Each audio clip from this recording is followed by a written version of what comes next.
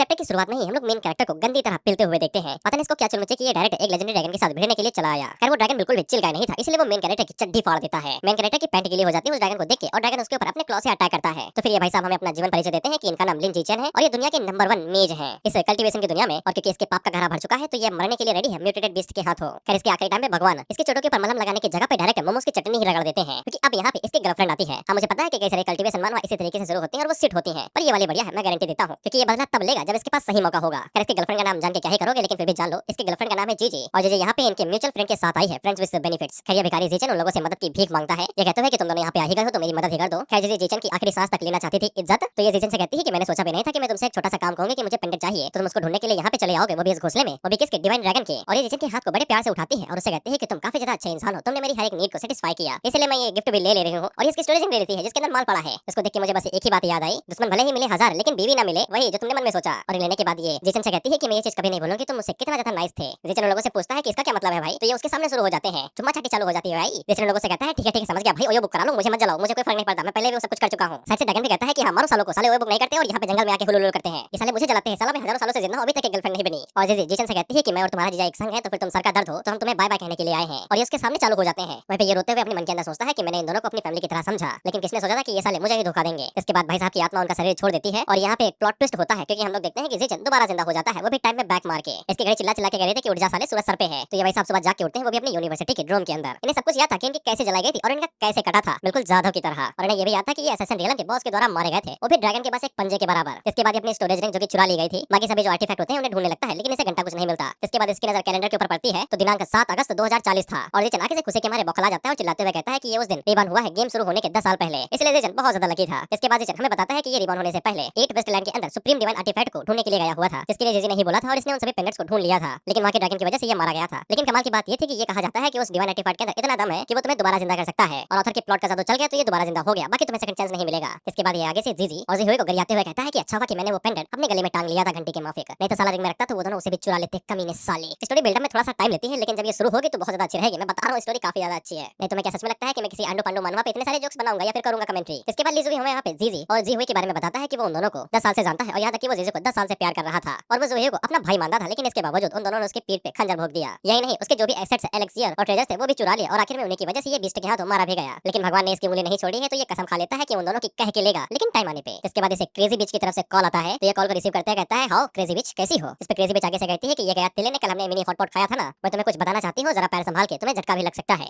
लेकिन क्या फर्क पड़ता है, मैं तुम्हें ऐसे दिखा दूंगा। स्टोरी पे वापस आते हैं। जीचन हम लोगों को बताता है कि इसी साल क्रेजी बिच ने मुझे फोन करके बताया था कि उसने जीजू को किसी और आदमी के साथ चुम्मा चाटी करते हुए देखा है। हालांकि तब मैं प्यार में बौखलाया हुआ था, मजनू बना हुआ था, तो मैंने इस चीज के ऊपर बहुत बड़ी बहस कर दी और इसकी एक भी बात न सुनी। इसके बाद हमारा रिश्ता टूट गया और 10 सालों के बाद अब जाके हमारी बात हो रही है और इसे बात करके मुझे दिल में थोड़ी सी खुशी हुई। तो फिर जीचन क्रेजी बिच को सॉरी कहता है उसके ऊपर यकीन न करने के लिए। इस पे क्रेजी बिच उससे कहती है कि मैंने तो अभी तक कलेश भी नहीं किया, सॉरी क्यों बोल रहे हो। दरअसल टाइम पे यहाँ पे जीचन के इमोशन बोल रहे हैं, वो नहीं। खैर क्रेजी बिच बम फोड़ती है और वो जीचन को बता देती है कि मैंने तुम्हारी मासूका को किसी और के साथ और कुछ भाई करते हुए देखा है। जिस पे जीचन आगे से कहता है कि अच्छा ऐसी बात है, मुझे तुम्हारे ऊपर यकीन है, तो साली गद्दार ही थी। क्रेजी बिच आगे से कहती है कि मैं सीरियस हूं, मजाक नहीं कर रही। तो जीचन उसे कहता है कि हां मुझे तुम्हारे ऊपर यकीन है, लेकिन क्या तुम यहाँ पे आ सकती हो, मुझे कुछ जरूरी बताना है। जिस पे क्रेजी बिच उसे कहती है कि यार ब्रो मुझे डर लग रहा है तुम्हें इतना शानदार देख के। लेकिन जीचन उसे कहता है कि तुमने 8 वेस्टलैंड गेम के बारे में सुना है। जिस पे क्रेजी बिच आगे से कहती है कि हां यार देखा है, साला हर जगह तो एडवर्टाइजमेंट पे ले हगने बैठो तो इनका ऐड आ जाता है। तो जीचन क्रेजी बिच को बताता है कि मैं सोच रहा हूं कि मैं एक प्रोफेशनल ई स्पोर्ट्स प्लेयर बन जाऊं इस गेम के अंदर। अब यहाँ पे आता है इस कहानी का प्लॉट। जीचन हम लोगों को बताता है कि किसी को भी नहीं पता है कि 8 वेस्टलैंड कोई ऑर्डिनरी वर्चुअल रियलिटी गेम नहीं है, लेकिन जब ये गेम पूरी दुनिया में बहुत बुरी तरीके से फेमस हो गया तो उसके 5 सालों बाद गेम रियलिटी के साथ मर्ज हो गया, यानी कि गेम असली दुनिया में बदल गया। इसकी वजह से पूरी दुनिया के अंदर एबिलिटीज, ट्रेजर, यहाँ तक कि एनपीसीज भी और विलन्स भी रियलिटी के अंदर आ गए। इसलिए जिन लोगों ने जितनी जल्दी गेम को ज्वाइन किया था उन्हें उतना ही ज्यादा एडवांटेज मिला। बुद्धि देख रहे हो लौंडे की। यही नहीं, अभी और सुनिए। क्रेजी बिच जीचन से कहती है कि तुम्हें पक्का यकीन है कि तुम ई स्पोर्ट्स प्लेयर बनना चाहते हो। क्या तुमने सुना ही नहीं है कि वो पूरा गेम खुद भी ही यूनिवर्सल एआई नोवा के द्वारा बनाया गया है, यानी कि एक अकेला एआई है और उसने पूरा गेम डेवलप कर दिया। खैर क्रेजी बिच जीचन से कहती है कि तुम अगर बन जाते हो स्पोर्ट्स प्लेयर तो फिर तुम्हारे लिए काफी ज्यादा अच्छा रहेगा। वैसे भी तुम हमेशा से ही गेम खेलने में ज्यादा बेहतर रहे हो और वैसे भी 8 वेस्टलैंड के अंदर फ्यूचर पॉसिबिलिटीज एंडलेस है। जिस पे जीचन आगे से कहता है कि वो सीरियस है और वो रूम लेने वाला है ताकि वो पूरा ध्यान गेमिंग के ऊपर लगा सके। क्रेजी बिच आगे से कहती है वाह ऑल द बेस्ट, अब मुझसे बात मत करना। लेकिन जीचन उसे कहता है कि फोन ना काटना। क्रेजी बिच पूछती है कि अब क्या चाहिए, तो अब ये काम की बात करता है और क्रेजी बिच से कहता है कि मैंने कुछ गेमिंग इक्विपमेंट मंगाए हैं तो उनके लिए पैसा चाहिए, थोड़ा सा माल मिलेगा। इस पे क्रेजी बिच आगे से चिल्लाते हुए कहती है कि मेरे यहाँ पे एल लगे पड़े हैं, खाने को पैसे नहीं है, किराया देने को पैसे नहीं है, और किसने कहा था कि तुम अपनी प्यारी गर्लफ्रेंड को इतना महंगा गिफ्ट दो उसके बर्थडे पे। और वो ये सब कुछ कह के फोन को काट देती है। लेकिन क्रेजी बिच एज सच्ची दोस्त वो गाली देने के बावजूद जीचन को पैसे भेज देती है उसके इक्विपमेंट्स के लिए। लेकिन ये भी कहते हैं कि ये मेरे जिम की मेंबरशिप के पैसे हैं, अगर अगले महीने तक पैसे नहीं आए तो तुम्हारी किडनी बेच दूंगी, और अगर किडनी नहीं बेची तो मैं तुम्हें सैंड बैग की तरह इस्तेमाल करूंगी एक्सरसाइज करने के लिए। इस पे जीचन आगे से कहता है कि चिंता ना करो भाई, पैसे वापस कर दूंगा। इसके बाद हम लोग जीचन को देखते हैं और ये गेम के अंदर लॉग आउट करता है। कैसे? एक फिंगरिंग का इस्तेमाल करते हैं, वो भी आंख को स्कैन करके सीधा रेटिना। कोई अकाउंट हैक ही नहीं कर सकता। सकता है। जीचन जैसे ही गेम के अंदर लॉग आउट करता है तो फिर ये बीटा वर्ल्ड के अंदर आ जाता है, क्योंकि गेम अभी भी डेवलपमेंट के अंदर ही फंसा हुआ है और ये पूरे 10 सालों के बाद गेम में वापसी मार रहा है। अब मैं तुम्हें बता दूं कि रिवेंज तब होगा जब रियलिटी मर्ज होगी, और रियलिटी मर्ज होने में अभी भी 10 साल है, यानी कि 100-200 चैप्टर तो निकल ही जाएंगे, क्योंकि ये सीरीज आधा टाइम गेम के अंदर का सीन दिखाती है और आधा टाइम बाहर का। जीचन जैसे ही गेम के अंदर ऐड होता है तो ये सबसे पहले लॉबी के अंदर आ जाता है, जहां पे हम लोग लॉबी के अंदर सिस्टर नोवा को देखते हैं, और ये वही एआई है जिसने पूरा गेम अकेले बनाया है। क्योंकि जीचन के पास 10 साल का एक्सपीरियंस है तो फिर उसे गेम की नस नस के बारे में पता है। उसे ये भी पता है कि लॉबी के अंदर आने के बाद यहाँ पे एक स्पेशल मैकेनिज्म है जो कि छुपा हुआ है, जिसे निपटने के लिए हवस को दबाना पड़ता है। क्योंकि हम कुछ अच्छे छोरे लड़ों को देखते हैं जो कि सिस्टर नोवा के ऊपर लाइन मार रहे थे, साला वो एआई है, सिंपल शब्दों में एनपीसी, नॉन प्लेबल कैरेक्टर, उस पे लाइन मारने से कुछ नहीं होगा। वह जीचन हम लोगों को बताता है कि यही हवसी है, क्योंकि सिस्टर नोवा के पास एबिलिटी है कि वो इनके गंदे विचार पढ़ सकती है, इसलिए जो भी प्लेयर्स उसके ऊपर लाइन मार रहे थे वो हवा मार के इन्हें गेम से बाहर ही भेज देती है, जाओ। और बाकी लोग आगे से चिल्लाते हुए कहते हैं कि ये एनपीसी आजकल गुस्सा कब से होने लगे, और इनकी सजा यहाँ पे खत्म नहीं होती है, क्योंकि ये पनिशमेंट जिंदगी भर के लिए रहेगी। जब ये दोबारा गेम में आएंगे तो इनके जो एट्रीब्यूट्स रहेंगे वो परमानेंटली लो रहेंगे, इसलिए सिस्टर नोवा को मक्खन लगाओ और वो तुम्हें बढ़िया बढ़िया रिवॉर्ड देगी। और जीचन यही करता है और बड़े प्यार से सिस्टर नोवा के सामने खड़ा हो जाता है और उन्हें टेक के इज्जत देते हुए अपने बारे में बताता है। सिस्टर नोवा उसे कहती है तुम बहुत अच्छे हो, क्या तुम सच में इस गेम के अंदर आना चाहते हो और कल्टीवेशन के पाथ पे चल के एक इमॉर्टल बनना चाहते हो? इस पे जीचन आगे से कहता है कि उसका नाम जीचन है और वो यहाँ पे सिस्टर नोवा की ब्लेसिंग्स लेने के लिए आया है। इस पे सिस्टर नोवा उसे कहती है कि अगर ऐसी बात है तो फिर ये लो मेरी तरफ से ब्लेसिंग, और वो जीचन को यहाँ पे इन्नेट टैलेंट देती है। जीचन उन लोगों को बताता है कि उसकी पिछली लाइफ में उसका इन्नेट टैलेंट बिजनेस प्रोडगी था, जो कि बहुत ज्यादा बेकार था, क्योंकि उसे जो भी आइटम खरीदना था वो स्टोर के अंदर उन्हें 10% डिस्काउंट के अंदर ले सकता था, जो फ्यूचर में बिल्कुल यूजलेस हो गया था। लेकिन जीचन को इस बात की भी चिंता नहीं थी कि अगर उसे दोबारा इन्नेट टैलेंट बिजनेस वाला भी मिल जाता है, क्योंकि इन्नेट टैलेंट सब कुछ नहीं होते हैं इस गेम के अंदर। शुरुआत भले ही कचरे जैसी हो लेकिन फिर भी कमबैक किया जा सकता है। लेकिन जब जीचन इस बार अपने इन्नेट टैलेंट को देखता है तो फिर इसकी किस्मत चमक जाती है रिबन होने की वजह से, क्योंकि इसका इन्नेट टैलेंट अल्टरफेट था। अब ये अल्टरफेट काफी ज्यादा कॉम्प्लिकेटेड शब्द है, लेकिन सिंपल शब्दों में जीचन का यहाँ पे होना स्क्रिप्ट में नहीं है, और इसी एरर की वजह से उसका इन्नेट टैलेंट उसे कई सारी एबिलिटीज देता है। क्योंकि उसका दोबारा जिंदा होना हेवेंस लॉ के खिलाफ था, इसलिए उसकी किस्मत हेवन के खिलाफ रहेगी, इसलिए उसके जो भी इन्नेट एट्रीब्यूट्स रहेंगे वो एकदम मैक्स रहेंगे। साथ ही में वो जितने भी बार ब्रेक थ्रू करेगा तो फिर उसके जितने भी एट्रीब्यूट्स रहेंगे वो ब्रेक थ्रू खत्म होने के बाद डबल हो जाएंगे। लेकिन यहाँ पे एक कैच है, जैसा कि तुम्हें पता है कि ब्रेक थ्रू करने पे टेलीविजन का सामना करना पड़ता है, और अगर जीचन उसका सामना नहीं कर पाता है तो ये मारा जाएगा और इसकी सोल ही गायब हो जाएगी, यानी दोबारा जिंदा होने का कोई चांस नहीं। लेकिन किस्मत उसकी भगवान के खिलाफ होने की वजह से वो जब भी ब्रेक थ्रू करेगा तो फिर उसे एक रैंडम टैलेंट मिलेगा एडिशनल रिवॉर्ड के तौर पे, क्योंकि वो जितनी बार ब्रेक थ्रू करेगा वो उतनी बार हेवन से ग्रेट कंडीशन को फील करता जाएगा। सिंपल शब्दों में जीचन का इतने समय टैलेंट शेयर मार्केट की तरह है, जितना ज्यादा रिस्क उतना ज्यादा प्रॉफिट है। वही सिस्टर वो जीचन से कहती है कि मैंने तुम्हें तुम्हारा टैलेंट दे दिया है, अब बारी है तुम्हारे अवतार को चूज करने की। इसके बाद जीचन को कई सारे बॉडी अवतार्स दिखाए जाते हैं जिनको वो मिला के अपने लिए कैरेक्टर बना सकता है। जीचन हम लोगों को बताता है कि ये चीज काफी ज्यादा जरूरी है गेम के लिए, क्योंकि जैसा मॉडल दिखेगा उसका करिश्मा उतना ही ज्यादा हाई होगा। सिंपल शब्दों में ऑरा, और लड़कियों के लिए करिश्मा इस्तेमाल होता है पटाने के लिए, इसलिए जीचन अगर अपने अवतार को जितना ज्यादा सुंदर चिकना एकदम बनाएगा उतना ज्यादा एनपीसीज उसे अट्रैक्ट होंगी और उसे मौका दे सकती है डुअल कल्टीवेशन का। साथ ही में और कई सारे फेवर्स जैसे कि हिडन मिशन। हालांकि जीचन ने पिछली बार में ज्यादा बुद्धि नहीं लगाई थी और उसने ऐसे ही कैरेक्टर चूज कर लिया था मेरी तरह, और फिर एनपीसीज इसकी तरफ देखती तक नहीं थी, भाव नहीं देती थी इसकी तरफ। वहीं पे दूसरी तरफ जिन प्लेयर्स के पास हाई करिश्मा था यानी कि सुंदर बॉडी तो उनकी किस्मत भरी रहती थी एनपीसीज से, उन्हें फेवर्स और क्वेस्ट मिला करती थी लगातार और डुअल कल्टीवेशन का मौका भी। और क्योंकि जीचन को यहाँ पे अपनी पुरानी जिंदगी के कीचड़ धुलने थे तो इस बार अपने लिए वो अवतार एकदम चिकना चूज करता है। ये देखो सिस्टर वो उसे कहती है कि तुमने यहाँ पे अवतार को चूज कर लिया, जल्दी से लोकेशन चूज करो, कहाँ पे पैदा होना चाहते हो। जीचन हम लोगों को यहाँ पे भी बताता है कि ये जो लैंड्स हैं ये प्रोफेशन के हिसाब से बांटे गए हैं, यानी कि जो ये योंग यिंग है ये मैजिक कल्टीवेशन के लिए बेहतर है, ये हुआ ये मेडिकल कल्टीवेशन के लिए बेहतर है, मोजियान एरिया मैजिक कल्टीवेशन के लिए बेहतर है, और मुआफेंग बॉडी कल्टीवेशन के लिए सबसे बेस्ट है। इसके बाद जीचन के सामने उसके स्टेटस विंडो आती है, तो मैं लोग आंख फाड़ के देख लो, दिखा दे रहा हूँ मैं, देख लिया सारे एट्रीब्यूट्स मैक्स हैं, एकदम फुल पे हैं। जीचन हम लोगों को बताता है कि weapon and body cultivation core bone के ऊपर निर्भर करती है, वहीं पे magic and medical cultivation spirit के ऊपर निर्भर करती है, वहीं पे कंप्रीहेंशन सोचने समझने की शक्ति स्किल सीखने में मदद करती है, वहीं पे करिश्मा एनपीसीज के फेवर के ऊपर इफेक्ट देता है, वहीं पे लक सेल्फ एक्सप्लेनेटरी के ऊपर निर्भर करता है, यानी कि खुद की पहुंच और स्किल्स। क्योंकि जीचन के जितने भी एट्रीब्यूट है वो सभी फुल पॉइंट पे हैं, अगर वो मैजिक कल्टीवेशन का इस्तेमाल करे तो वो कुछ ही दिनों के अंदर ही यहाँ पे दुनिया का नंबर 1 मैजिक कल्टीवेटर बन जाएगा। लेकिन जीचन इस बार दोबारा मैजिक कल्टीवेटर नहीं करना चाहता था, लेकिन मैजिक कल्टीवेशन टीम्स के अंदर सुटेबल होती है, वो सोलो बैटल्स के लिए बहुत ज्यादा बेकार रहेगी, या तक कि बैटल के अंदर मारे भी जा सकते हो। और जीचन ने ये सभी चीजें अपनी पिछली लाइफ में एक्सपीरियंस की थी, और पिछली बार उसने मैजिक कल्टीवेशन सिर्फ जीजे के लिए ही चूज की थी क्योंकि उसे वो पसंद थी। बल्कि जीचन तो यहाँ पे वेपन कल्टीवेशन को चूज करना चाहता था, इसलिए वो इस बार म्यूजियम प्लेस को ही चूज करता है बॉर्न होने के लिए, ताकि वो इस बार नंबर 1 वेपन कल्टीवेटर बन सके, ताकि वो सभी अटैक्स को सामने से झेल सके। और इसका फेवरेट वेपन शॉट है तो ये शॉट कल्टीवेशन की तरफ आगे बढ़ेगा, क्योंकि शॉट कल्टीवेशन के अंदर highest single attack target damage होता है, इसलिए चीज़ फैसला करता है कि वो इस लाइफ के अंदर ताकतवर शॉट कल्टीवेटर बनेगा। इसके बाद जीचन को उसकी शॉट कल्टीवेशन दी जाती है इस लाइन के साथ में, हवाओं का मजा उठाओ और मार्शल आर्ट की दुनिया का लुत्फ पाओ। जीचन की शुरुआत मुजियान कॉन्टिनेंट के बिगिनर विलेज से होती है, क्योंकि सारे प्लेयर्स बिगिनर विलेज के अंदर ही आते हैं। वहीं पे जीचन जैसे बिगिनर विलेज के अंदर लैंड होता है तो वैसे बाकी प्लेयर्स भी मिल जाते हैं जो कि मिशंस के लिए तड़प रहे थे बेचारे, इन्हें एक भी मिशन नहीं मिल रहा था यहाँ पे आने के बाद। और जीचन इन्हें देखते हुए यही सोचता है कि उसके भी पहले यही हाल थे, उसे भी एक भी मिशन नहीं मिलता था। उसी टाइम पे कुछ प्लेयर्स को वहाँ पे एक एनपीसी दिखाई देता है, तो वो लोगों को ऐसा लगता है कि ये स्पेशल एनपीसी होगा और ये इन लोगों को कोई हिडन मिशन दे सकता है। और जीचन उनकी तरफ देखते हुए सोचता है कि ये बेवकूफ हो, नॉर्मल सा एनपीसी है, इसके पास हिडन मिशन कैसे हो सकता है, तुम लोग यहाँ पे आपस में लड़ते रहो, मैं तो शॉर्ट सर्किट के लिए चला। जीचन मन के अंदर यही सोच रहा था कि यहाँ पे काफी ज्यादा खून चाटा जाएगा सिर्फ मिशन ढूंढने के चक्कर में, लेकिन उसे कोई भी दिक्कत नहीं है। वहीं पे पीछे जो प्लेयर्स थे वो आगे से चिल्ला रहे थे, साला ये बॉस लेडी मुझे इग्नोर क्यों कर रही है, कोई लड़की ही नहीं मिल रही यहाँ पे। उसी टाइम पे जीचन की किस्मत समझ जाती है क्योंकि उसको एक लड़की बुलाती है और ये भी एनपीसी ही है, क्योंकि जीचन को अपना नाम क्वीन यांग बताती है और वो उसे कहती है कि मैं यहाँ पे इस विलेज के अंदर टेलर शॉप की ओनर हूँ, क्या तुम्हें कोई मिशन चाहिए, मैं तुम्हारे लिए अरेंज कर सकती हूँ इसके लिए। और ये जीचन से चिपकते हुए कहती है कि ये पिछले 5 सालों से सिंगल है इसके पति के जाने के बाद से, और अगर जीचन को परेशानी हो रही है कोई क्वेस्ट ढूंढने में तो वो उसकी मदद कर सकती है, क्या वो उसका मिशन एक्सेप्ट करेगा। पीछे की तरफ लौंडा का रिएक्शन देखो, साले ये मरे जा रहे हैं लड़की के लिए और इन्हें भाव तक नहीं मिल रहा। वहीं जीचन की नजरें भी वहीं पे जहाँ मेरी है, और ये हमें आगे से बताता है कि ये सब कुछ इन्नेट करिश्मा वैल्यू की वजह से हो रहा है जो मैक्स पे है, इसलिए वो बिना कुछ सोचे समझे ही कई सारे एनपीसीज को अट्रैक्ट कर रहा है। वहीं पे नियांग जीचन से कहती है कि क्या हुआ, मिशन नहीं चाहिए क्या, तो जीचन अपने मन के अंदर सोचता है कि करिश्मा की वजह से वो यहाँ पे कई सारी एनपीसीज को अट्रैक्ट करेगा। अगर वो नियांग का मिशन यहाँ पे एक्सेप्ट कर लेता है तो फिर उसकी फेवरेबिलिटी नियांग के साथ बढ़ेगी, जिससे उसे शायद से फ्यूचर में मौका भी मिल सकता है डुअल कल्टीवेशन करने का। जेचन के मन के अंदर लड्डू तो फूट रहे थे, अगर ये उसकी पिछली लाइफ में होता तो अब तक वो दबा चुका होता सब कुछ। लेकिन इस लाइफ के अंदर वो एक दुनिया का नंबर 1 स्वॉर्ड कल्टीवेटर बनना चाहता है, तो वो कैसे एक लड़की के द्वारा डिसअट्रैक्ट हो सकता है। इसलिए वो नियांग से माफी मांगता है और उसे कहता है कि उसे और भी चीजें करनी है, लेकिन अगर उसे कोई मौका या फिर टाइम मिलेगा तो वो उसके मिशन को जरूर एक्सेप्ट करेगा। नियांग उसे कहती है ठीक है फिर जब टाइम मिले वापस आ जाना। वहाँ पे पीछे की तरफ लौंडे चिल्लाते हुए कहते हैं कि इसने एक ब्यूटी को मना कर दिया, इसके लिए हम मरे जा रहे हैं और इसने मिशन को रिजेक्ट कर दिया है। वह जेचन को पहले से ही पता था कि अगर वो इन तरीके के मिशन के ऊपर अपना टाइम वेस्ट करेगा तो उसे ज्यादा फायदा नहीं मिलेगा, बल्कि असली अपॉर्चुनिटी तो इस विलेज के इस जगह से शुरू होती है। जेचन जब अंदर घुसी रहा था तो फिर बाहर से कुछ प्लेयर बाहर निकलते हैं जो कि उसे कहते हैं कि अंदर ना जाना, टाइम भी वेस्ट होगा। वहाँ पे एक ब्लैक स्मिथ है, ना वो कुछ बोल रहा है और ना ही कुछ सुन रहा है, वो पक्का बहरा और कंधा होगा। जिस पे जेचन लोगों से कहता है शुक्रिया तुम लोग यहाँ से जा सकते हो, तो वो लोग जेचन को इग्नोर करके वहाँ से चले जाते हैं क्योंकि उन्हें वैसे भी जेचन से कोई लेना देना नहीं है, क्योंकि ये ब्लैक स्मिथ उन्हें कोई भी यहाँ पे वेपन नहीं देगा, तो फिर यहाँ पे रुकना सिर्फ टाइम वेस्ट ही होगा। वहीं पे हम लोग उस ब्लैक स्मिथ को देखते हैं और ये एक वेपन रिफाइन करने की कोशिश कर रहा था, लेकिन ये वेपन सेफ ही नहीं ले रहा था। वहीं पे जेचन भट्टी की तरफ देखता है और मन के अंदर उन लोगों को गालियां देते हुए कहता है कि सालो इस पूरे विलेज के अंदर यही सबसे इंपॉर्टेंट एनपीसी है। इसके बाद जेचन भट्टी में हवा देना शुरू करता है तो फिर लपटें और ज्यादा बढ़ जाती हैं, जिससे ब्लैक स्मिथ को समझ में आता है कि वेपन इसीलिए नहीं रिफाइन हो रहा था क्योंकि लपटें ज्यादा तेज नहीं थी। फिर जेचन भट्टी में हवा देते रहता है और ब्लैक स्मिथ उसी टेंपरेचर के अंदर वेपन को रिफाइन करने लगता है और जेचन की मदद के साथ में ब्लैक स्मिथ कुछ ही देर के अंदर अपने वेपन को रिफाइन कर लेता है। फिर ब्लैक स्मिथ जेचन को शुक्रिया कहता है उसकी मदद करने के लिए, क्योंकि अगर जेचन यहाँ पे उसकी मदद न करता तो फिर उसे टेंपरेचर के बारे में पता ही ना चलता और वो अपने वेपन को रिफाइन न कर पाता। और जेचन की मदद के बदले में वो जेचन को अपनी कलेक्शन में से एक शॉट ऑफर करता है ताकि वो उसे रीपे कर सके। वहीं पे जेचन को पहले से ही पता है कि इस मिशन को पूरा करने के बाद ब्लैक स्मिथ एक वेपन देता है, लेकिन कई सारे प्लेयर्स इसे ही रिवॉर्ड मान लेते हैं और वैसे भी वो इतने ज्यादा आलसी होते हैं कि आगे का मिशन पूरा करना नहीं चाहते। लेकिन जेचन को पता है कि असली मिशन इसके बाद शुरू होता है, इसलिए जेचन आगे बढ़ता है और वो एक नॉर्मल सी शॉट पिक कर लेता है जो बिल्कुल बेसिक थी।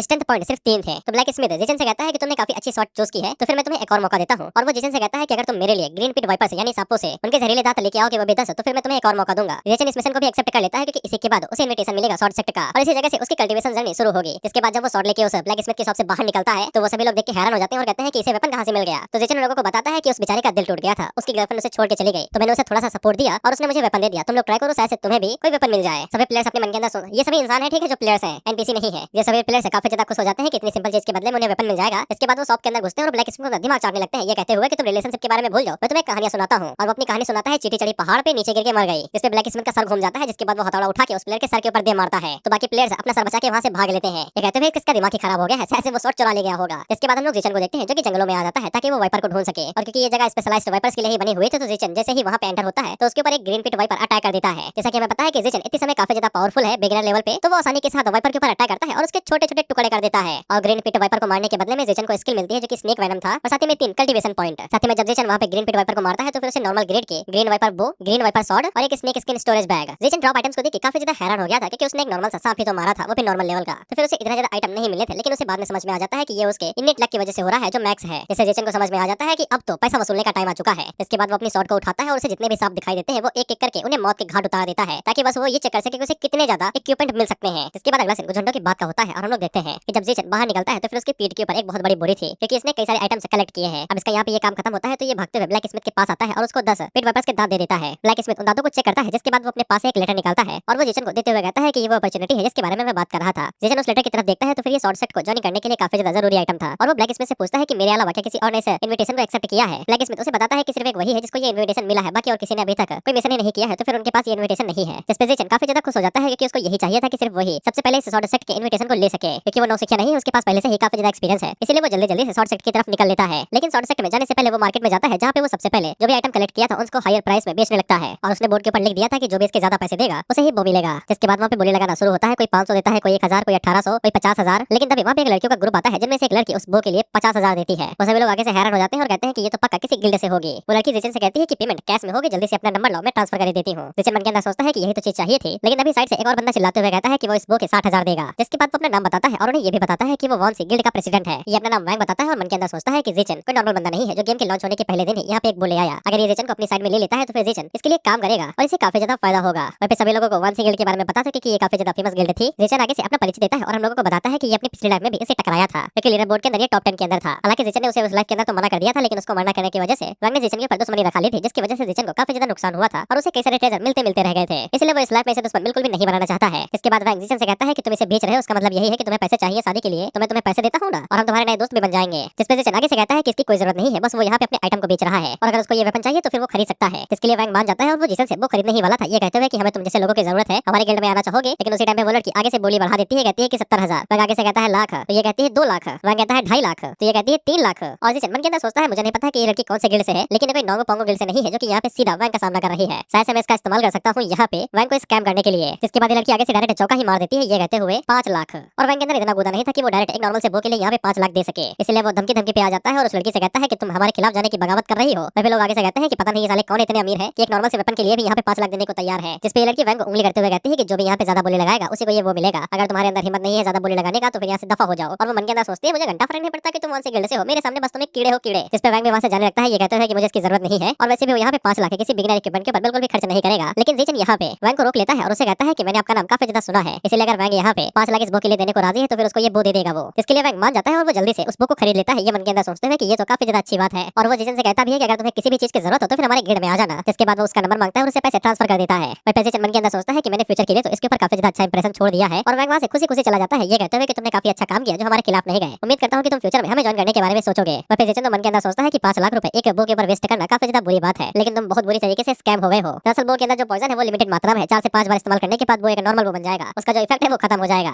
जिसके बाद वो लड़की पीछे मुड़ती है और जीचन के ऊपर चिल्लाते हुए कहती है कि तुमने तो कहा था कि जो भी ज्यादा प्राइस देगा वो उसे मिलेगा, लेकिन तुम एक दिखते इंसान की तरह हो, बस एक कुत्ते की तरह बिहेव करते हो। तुम अपने बातों से पीछे कैसे मुकर सकते हो, जाओ और जाके वैंग का कुत्ता बनो। इसके बाद वो लड़की अपने ग्रुप को लेकर वहाँ से निकल जाती है और जीचन को समझ में आ जाता है कि उसने वैंग को ठगते समय इन लोगों को नाराज कर दिया है और उसे कोई तरीका ढूंढ के इन्हें रिपे करना पड़ेगा। इसके बाद हम इन सभी लड़कियों को वाइल्ड बोर यानी कि सुअर के जंगल के इलाके में देखते हैं, जहाँ पे लोग इस जंगली सुअर का शिकार करने के लिए आए थे कुछ पॉइंट्स के बदले में। इसके बाद लड़के अपने हिसाब से अलग अलग चले जाते हैं सुअर को पकड़ने के लिए। और तभी जीचन इस गुलाबी बाल वाले लड़के के पीछे आता है और उसे कहता है कि मुझे तुमसे कुछ बात करनी है। लड़की उसे पूछती है कि हमारा पीछा क्यों कर रहे हो, तो जीचन उसे कहता है कि बस 2 मिनट और ये डील तुम्हारे लिए काफी ज्यादा फायदे की होगी। उस लड़की को ऐसा लगता है कि जी चियान को वैंग ने धोखा दे दिया है और उसकी पिछवाड़े पे लात मार दी है, तो ये अपनी शॉट को बाहर निकालने लगती है ताकि ये भी अपना कुछ हिसाब किताब बराबर कर ले। लेकिन जीचन इसे कहता है कि गुस्सा होने की जरूरत नहीं है, मेरे पास एक टॉप सीक्रेट इन्फॉर्मेशन है जिसको मैं 5 लाख के बदले में तुम्हें दे सकता हूँ। और लड़की उसे कहती है कि अगर ये इतनी ही क्रूशियल इन्फॉर्मेशन है तो फिर अपने गिल्ड मेंबर्स को क्यों नहीं देते, तुम तो उनके तलवे चाट रहे थे सपोर्ट के लिए, क्या हुआ। इस पे जीचन आगे से कहता है कि सपोर्ट और उससे क्या उसकी औकात भी है, मैं तो उसके इर्द गिर्द सिर्फ इसलिए घूम रहा था क्योंकि मेरे पास कोई है नहीं सपोर्ट करने के लिए और ना ही पैसा है, तो फिर मैं यहाँ पे किसी भूखे शेर को उंगली क्यों करूँ हीना को दिखाते हुए। और वो मन के अंदर सोचता है कि दुश्मन का दुश्मन मेरा दोस्त होगा। ये लड़की पक्का इतने समय वैंग जियान को नफरत करती होगी तो फिर मैं इसका फायदा उठा के एक साथ कॉपरेट क्यों ना करूँ। वो लड़की मन के अंदर सोचती है कि इसका एटीट्यूड तो वैंग जियाओ के लिए बिल्कुल कभी भी बदला जा रहा है। वहीं पे जीचन आगे से अपना अकाउंट नंबर निकालता है और इस लड़की को देते हुए कहता है कि ये मेरा नंबर, पैसे ट्रांसफर कर दो, इन्फॉर्मेशन देता हूँ, मैं कोई स्कैमर नहीं हूँ। वहीं पे इस लड़की को लगता है कि हाँ बाद में दम हो सकता है, कहीं वो इस पैसों के चक्कर में इस अपॉर्चुनिटी को मिस न कर दे। अंधा पैसा हो तो लोग यही सोचते हैं। जिसके बाद वो लड़की अपने अकाउंट से जीचन के अकाउंट में पैसे भेज देती है। जीचन उसे कहता है कि बहुत अच्छे, और वो मन के अंदर सोचता है कि ये तो कमाल की बात है कि गेम को ज्वाइन करने के बाद मैंने इतने सारे पैसे कमा लिए। और ये जीचन जो माल कमा रहा है ये डायरेक्ट इसके असली अकाउंट में जा रहे हैं, यानी कि रियलिटी में, गेम में नहीं। ये रियल लाइफ में इन पैसों से मौज करेगा। WinZO got real. इसके बाद जीचन उस लड़की को इन्फॉर्मेशन देता है, ये कहते हुए कि इस जंगली सुअर को मारना बंद करो और विलेज के अंदर जाके ब्लैक स्मिथ से मिसल लो। ये लड़की आगे से चिल्लाते हुए कहती है साले कुत्ते हरामी कमीने, मैंने तुझे इतने पैसे दिए सिर्फ ये इन्फॉर्मेशन लेने के लिए कि मैं उस ब्लैक स्मिथ के पास जाके उसके औजार बनवाऊं। वो लड़की मन के अंदर सोचती है कि अगर इसे वैंग ने यहाँ पे भेजा है हमें स्कैम करने के लिए तो फिर इसकी लाश यहाँ से बाहर जाएगी। और ये अपनी शॉट को बाहर निकाल ही रही थी कि जीचन इसे कहता है कि जिस मेथड का इस्तेमाल तुम लोग यहाँ पे सुअर को मारने के लिए कर रही हो ये बिल्कुल बेकार है। अगर तुम ब्लैक स्मिथ के पास जाके 5 मिनट तक उसकी आग को थोड़ा भड़का के रखती हो तब तक वो वेपन को रिफाइन कर ले तो फिर वो तुम्हें एक मिशन देगा। और अगर तुम्हें यकीन नहीं है तो फिर तुम अपने एक सबऑर्डिनेट को वहाँ पे भेज सकते हो, लेकिन जब ये कांड करना तो चुपके से करना, किसी और को इसके बारे में पता नहीं चलना चाहिए, तो ये पूरी इन्फॉर्मेशन यूजलेस हो जाएगी। इसके बाद जीचन आगे से उसे इन्विटेशन कार्ड दिखाते हुए कहता है कि वो मिशन जरूरी नहीं है, उस मिशन के खत्म होने के बाद ब्लैक स्मिथ एक और मिशन देगा वो जरूरी होगा। उस लड़की की नजर जैसे ही शॉर्ट सेट इन्विटेशन कार्ड के ऊपर पड़ती है तो वो हैरान हो जाती है। जीचन उसे कहता है कि यही कार्ड तुम्हें मिशन को पूरा करने के बाद ही मिलेगा और तुम शॉर्ट सेट के अंदर ज्वाइन कर पाओगे। इसके बाद वो जाते हुए कहता है कि मैंने जो कहना था वो कह दिया है, बाकी तुम पे है। वो लड़की जीचन से पूछती है कि तुमने इतनी कमाल की इन्फॉर्मेशन मुझे क्यों दी। जीचन आगे से कहता है मुझे थोड़ी ना पता है, बस अच्छी दिखी तो बता दिया, हौसी जो हूँ। जिससे ये लड़की को सालों गेम में हो तुम्हारी कोई शकल सूरत नहीं दिख रही है। कारण की आज की चली रही थी कि उसी टाइम पे इस लड़की की सिस्टर उसे कहती है कि बचो, लेकिन वो जंगली सुअर डायरेक्ट इस लड़की की तरफ आगे बढ़ रहा था। वहीं इन सभी की किस्मत इतनी ज्यादा खराब थी कि जंगली सुअर को पकड़ने के लिए गए थे लेकिन उसके बॉस से जाके भिड़ गए। अब ये इनका खून पीने के लिए पीछे पड़ा हुआ है और इनका पीछा ही नहीं छोड़ रहा है। वो लड़की इन लोगों से कहती है कि हमें यहाँ से चलना पड़ेगा, हमारे पास इतने लोग नहीं है कि हम लोग इस बॉस को मार सकें। जितने लोगों से कहता है कि इनका लक काफी ज्यादा अच्छा है कि ये लोग बिगिनर विलेज के अंदर ही डायरेक्ट सबसे बड़े बॉस से टकरा गए, लेकिन अगर ये लोग इस मिशन को छोड़ने वाले हैं तो जीचन क्या इस मिशन को ले सकता है। वो लड़की इस चीज के लिए मान जाती है और उससे कहती है कि तुम अकेले इसके साथ भिड़ोगे। जीचन आगे से कहता है कि हाँ, लेकिन मैंने अपना वो बेच दिया है तो फिर क्या मुझे तुम्हारी शॉट उधार मिल सकती है। तो वो लड़की जीचन को उसकी शॉट दे देती है और उसे कहती है कि तुम खुद ही आग में चलने वाले हो तो जलना तो हमसे मत कहना, पानी लेके आए। जीचन आगे से कहता है एडवाइस के लिए शुक्रिया। जिसके बाद वो शॉट को बाहर निकालता है और ये सभी अपनी आंखें बंद कर लेते हैं क्योंकि ये किसी को मरते हुए देखना नहीं चाहते। इसके बाद लड़की अपनी चुगलीखोरी शुरू करती है और इन्हीं की चुगलीखोरी से हमें पता चलता है कि इस लड़की का नाम वैंग लिंग है। वहीं पे हम लोग जीचन को देखते हैं जो इस जंगली सुअर के साथ फाइट कर रहा था, तो ये फुर्ती का पूरा फायदा उठा रहा था। स्पीड मैक्स पे जो है